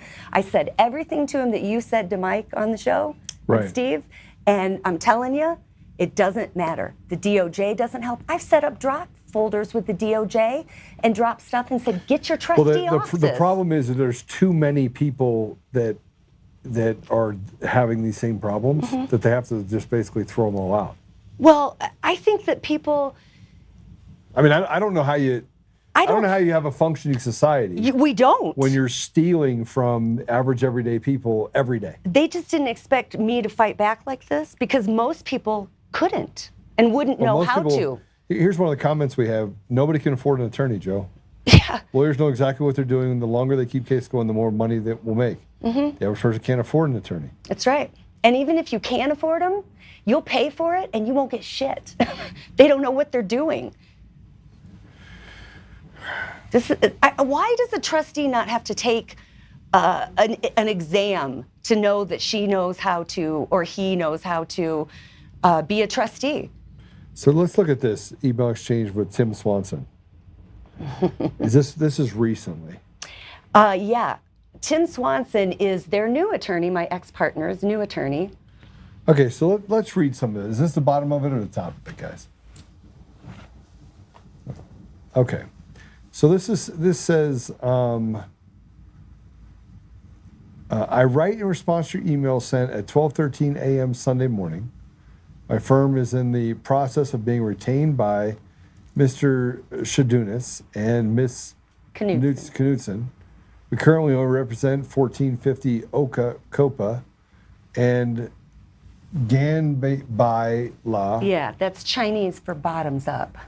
I will let you know if I have been authorized to accept service once been formally retained by Mr. Shadunas and Miss Knudsen. To be clear, the subpoenas attached to your email on docket number 744 and 745 are deficient. I would like to, and I would not accept service for the deficient subpoenas.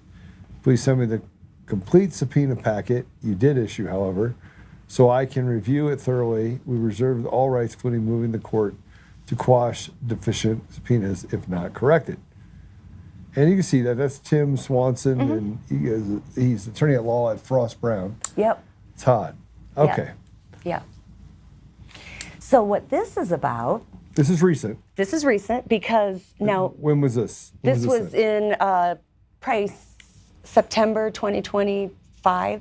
Okay. So finally, because of the help of my bankruptcy attorney in Texas, all right, we're moving the court and we have a hearing. And we're having a hearing because, and actually I will say it was McNamara, the judge, that got it out of Miller in court, that he's now selling my company. The company that they were supposed to release to me in 2022, when I allowed that a settlement agreement to go through. Now they're selling my company back to my ex-partners. Well, they can't do that. Oh, well, it's on the record, Joe. It's on the record. He said it in open court. But you did file a motion to actually remove yourself from bankruptcy court. I did, but they didn't held me. rule on it. No, they said, no, you can't go. You're stuck in bankruptcy. You can't go. I can show you these documents. So now here we are, and we have a hearing coming up for them to release my company, because she has no right to hold Celestial Properties, right? And I'm the single member entity, so she's the only one that can control stepping in my shoes. So we're having this hearing finally, 3 years later. We're having this hearing for them to let go, and David Miller does a document dump out past the date that he was supposed to, and that's where I found the email where he's talking back and forth with their attorney, the one that we just had on the screen with the subpoena. And they're saying, look, if you don't buy this company, then we're just going to let you deal with Ms. McGann yourself. You know, like they're trying to cover. First of all, my company has no value except the claims that it holds. So you're trying to sell the company to the person that it has the claims against, and you're trying to hide your, malpractice of the trustee. So anyways, they stopped it and they released my company. Then They finally gave it back to you. They gave it back to me on October 14th, 2025. Okay, so you have your company back. Have my company back. So that's doing well now. Well, no, it's broke. There's nothing there. And the trustee held it just long enough, just 3 months past the statute of limitations. So the claim's barred because they sold the property. Supposedly, they sold the property July 2nd, 2022. There's no record of it. It doesn't show on Zillow. You haven't gotten any paperwork. I haven't had one piece of paper to show me where anything's gone, Have you Joe. filed a motion to get that information? I filed a million motions. Your attorney now is doing lots more, right? Well, he's getting involved in this now, but you have to understand it's been months for him to just... So how much money did you lose through all this? Oh, millions. I have 20 million lost through my company. I have 6 million missing from my AB schedule. I mean, it's not even about the money. I can make money. I'm really good at making money, okay? This is about justice. This is about what you're doing to the American people. Yeah, I'm good at making money, so it's kind it is, you know what I'm saying? I'm not saying I don't want them to reimburse what they've taken from me, but they can't make me whole, ever, because money won't make it whole. Yeah. And how many people are out there that don't have a voice, that they just snub out and they don't know how to file 787 dockets? Most people. Right, people. most. This is the most, yeah. Most, right. Well, I'm the one that they picked the wrong one because now they've changed my trajectory of life. But this should have the FBI written all over it. And have you met with the FBI? I have met with them. I've talked to them. I've talked to them every quarter. I call them. I send them emails. I send them letters. You have no idea. I am the worst nightmare. I am the squeakiest wheel out there, and I am not being heard. And so you've done all this. This sounds so familiar. It sounds like a broken system. And I want to remind everyone that the reason why we're talking about this right now is Sherry is you. Yeah. Sherry's you if, let's say, that a flock camera picks you up and says you're doing 75 and a 35 and sends you a ticket for $800, and then you get to court and you're like, yeah, I wasn't driving the car. And they're like, yeah, well, we don't have a picture of it. It's your car. So you actually have to pay the $700. Yeah. So the system is designed, it's fundamentally broken. And these aren't judges, they're just advocates for these hired henchmen, which means you're nothing but a slave. Yep. They've proven that they can actually make it so that pedophiles get out after raping. As long as you don't rape the same child more than twice, then you don't go to jail. Disgusting. And if you want to kill your kid, you can kill your kid in Colorado all the way up to the day that he's born. Imagine that. Can't. We have got to get to a place where we hold people accountable, where there's accountability, because that is a functioning, thriving society. Right now, what we have is a shell of its former self. And you know what else, Joe? I think the problem is that we all just accept it and go, that's the system. It's how it is. It's not how the way is I'm it? built. Me either. There's more people like us, by the way, that are not willing to do it. And they put good people inside of positions as police officers and in order to basically be the backbone behind the system. And then you have these corrupt judges and corrupt lawyers that basically have stolen everything from the American people. And it festers and they allow it. It's like they create it to breed. Well, we have much more we're going to do on this. We'll have a follow-up with you. Thanks for coming in the studio with us. Thank you. We're going to reach out to Dan Wolf. We'll also reach out to some of the other people that are involved in this, other lawyers. I know Patrick called the trustee and David Miller, but they haven't contacted him back. So Patrick, you reached out to them, they didn't call you back. All right, well, let's continue to follow up with them, and let's get some stories out, and let's do some exposés on them, right? Let's get some exposés and do some digging on the trustee and these other attorneys. Look, the one thing I can tell you about me, Sherry, is that I am my brother's keeper. So I want to make sure that we tell the story that is affecting everyone out there. I agree. And if you think about it, our judiciary's rotted, our education system's rotted. Totally. They're holding our kids hostage. Yep. They're doing things to groom and indoctrinate the next group of people. And I have to tell you, I think most kids are waking up to this reality, and parents have had enough. But now we have to find a way to stand up and fight against this. So we're going to help you do that. Well, I'm here to help you too, Joe. So I want to be part of this movement. This is a bunch of bullshit. Yeah, it is. It is a bunch of bullshit. Look, I want to, if I could say this last thing before we go, right? And then I'm going to pray it out. And Sherry, I'm going to ask for you to have some peace, because I think you need peace. Above all else, the one thing that people who have been wrongfully taken advantage of is they just want peace. Yes. Peace. Amen. But I am going to say this.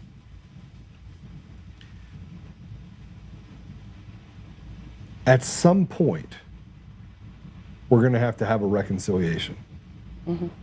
At some point, we're going to have to stop and look at the elephant in the room that shows that they are basically taking everything, all the meat off the bone, leaving us just enough to survive. It doesn't matter what level, because the squares have become so small that at any moment they can take whatever they want. And it's just, these are fundamental rights. Fundamental rights. All right.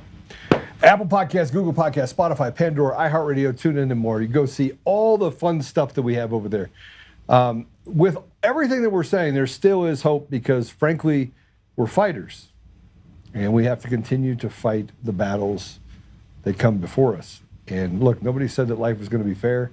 I think this is an indication of that. I think Michael's deal is an indication of that. I will say this, the DOJ has some obligations to the people to uphold. And it shouldn't take a show where 400,000, 500,000, 600,000 people see it in order to get that done. So, Sherry, thanks for coming on. I appreciate it. Thank you, Joe. Appreciate it. How can people reach out to you? If people want to reach out to you. Well, you can email me at smcgann, smcgann, at judicial-alchemy.com. Spell that. JUDICIAL -alchemy, ALCHEMY.com. You know why I said that? Yes. It's not just the young people that can't spell. No. We have trouble at every level for spelling. And if I can help anyone, email me. I am free service, pro se. If it can just, like Joe said, give you peace for a minute, let me help you. I'm here for that. All right, let's pray it out. Sherry, thanks for coming on. Thank you. All right. Father God, thank you for this time that we've had together. Thank you for Michael and Steve. Even though Steve is a Dallas Cowboys fan, Father, we just know that you're not a Dallas Cowboy fan. You're probably a Steelers fan. But we thank you for the time that we were able to help with those great men that have been fighting for 16 years and show just the ability to have that spirit to fight against what is wrong. Father, we're grateful for Sherry. We're grateful for not only the story that she's told about what's gone on, this unfairness that's happened over the last 7 years, but we also want to highlight her courage and thank you for her ability, her tenacity to stay in the gap and do what is necessary to hold people accountable. And yet, Father, as we see these wrongdoings against people, we can see more now and more clearly now that it is systemic, that this is a system that was designed to take from good people what was never theirs to take. So we ask you, Father, to give Sherry peace, give Mike and Steve peace. As you help them through this journey to get to a place of accountability, I ask you, Father, that people can rise up around them, protect them, and show the disdain for the evil people that have done evil things to them. We also, Father, know that this is a we're at that place. We're at that place where it's the final hour. We can see the institutional rot. We can see the evil in its purest form. So we just ask you, Father, to give us a voice collectively, to stand in the gap with us and to help us be instruments for the greater good of restoration, restoring you to our community and to our country. Father, we're grateful again for the opportunity to be born at a time such as this and to be a part of fighting against this evil. We say these things, Father, humbly in Jesus' name. Amen. Amen. All right. Thank you, by the way, for whoever told me to take my hat off when I pray. I think you're right. I probably should always take my hat off when I pray. And by the way, God is definitely 100% not a Dallas Cowboy fan. He 100% is a Pittsburgh Steelers fan. I don't care what you say. I mean, look, I was sleeping one day and I woke up and I was like, wow. And I saw it as clear as day. There was Jesus walking along. He's wearing a cap and it said Pittsburgh Steelers on it. So, all right. Sherry, thanks for coming in. I really appreciate you. Yeah, right. Thank you. Remember to hit the up button on the way out. Make sure that you share us. You're the ambassadors of truth. And more importantly, these stories are about people in our community. These are our brothers and sisters. And so as I reach out to some of you, you'll notice I never ask you. I never ask you what political party you are at or, you know, how'd you vote, right? And how do you feel about this social issue? It shouldn't matter. You have to learn to accept each other where we are, not where we want them to be. And frankly, none of that matters if we can't get to a place where we can have peace collectively. So God bless you, and I will see you tomorrow.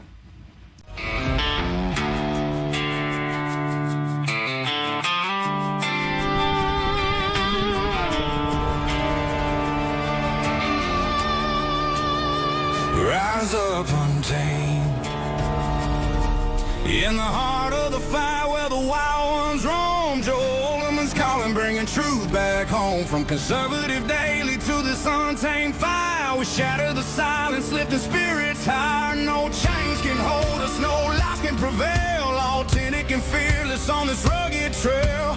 Patriots gather under stars and stripes. Untamed nation, igniting the night. Untamed nation, let the truth roll out in this land of the free. Standing proud from sea to shining sea, we won't back down. Catch the fire, wear the crown. Untamed nation, it's our battle song, motivating hearts where the brave belong. Yeah, untamed and wild, forever strong. Play it again all night long.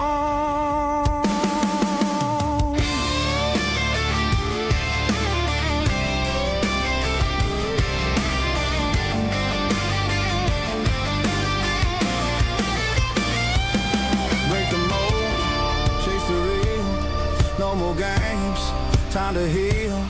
Joe's voice leads the untamed crew. Truth matters through and through.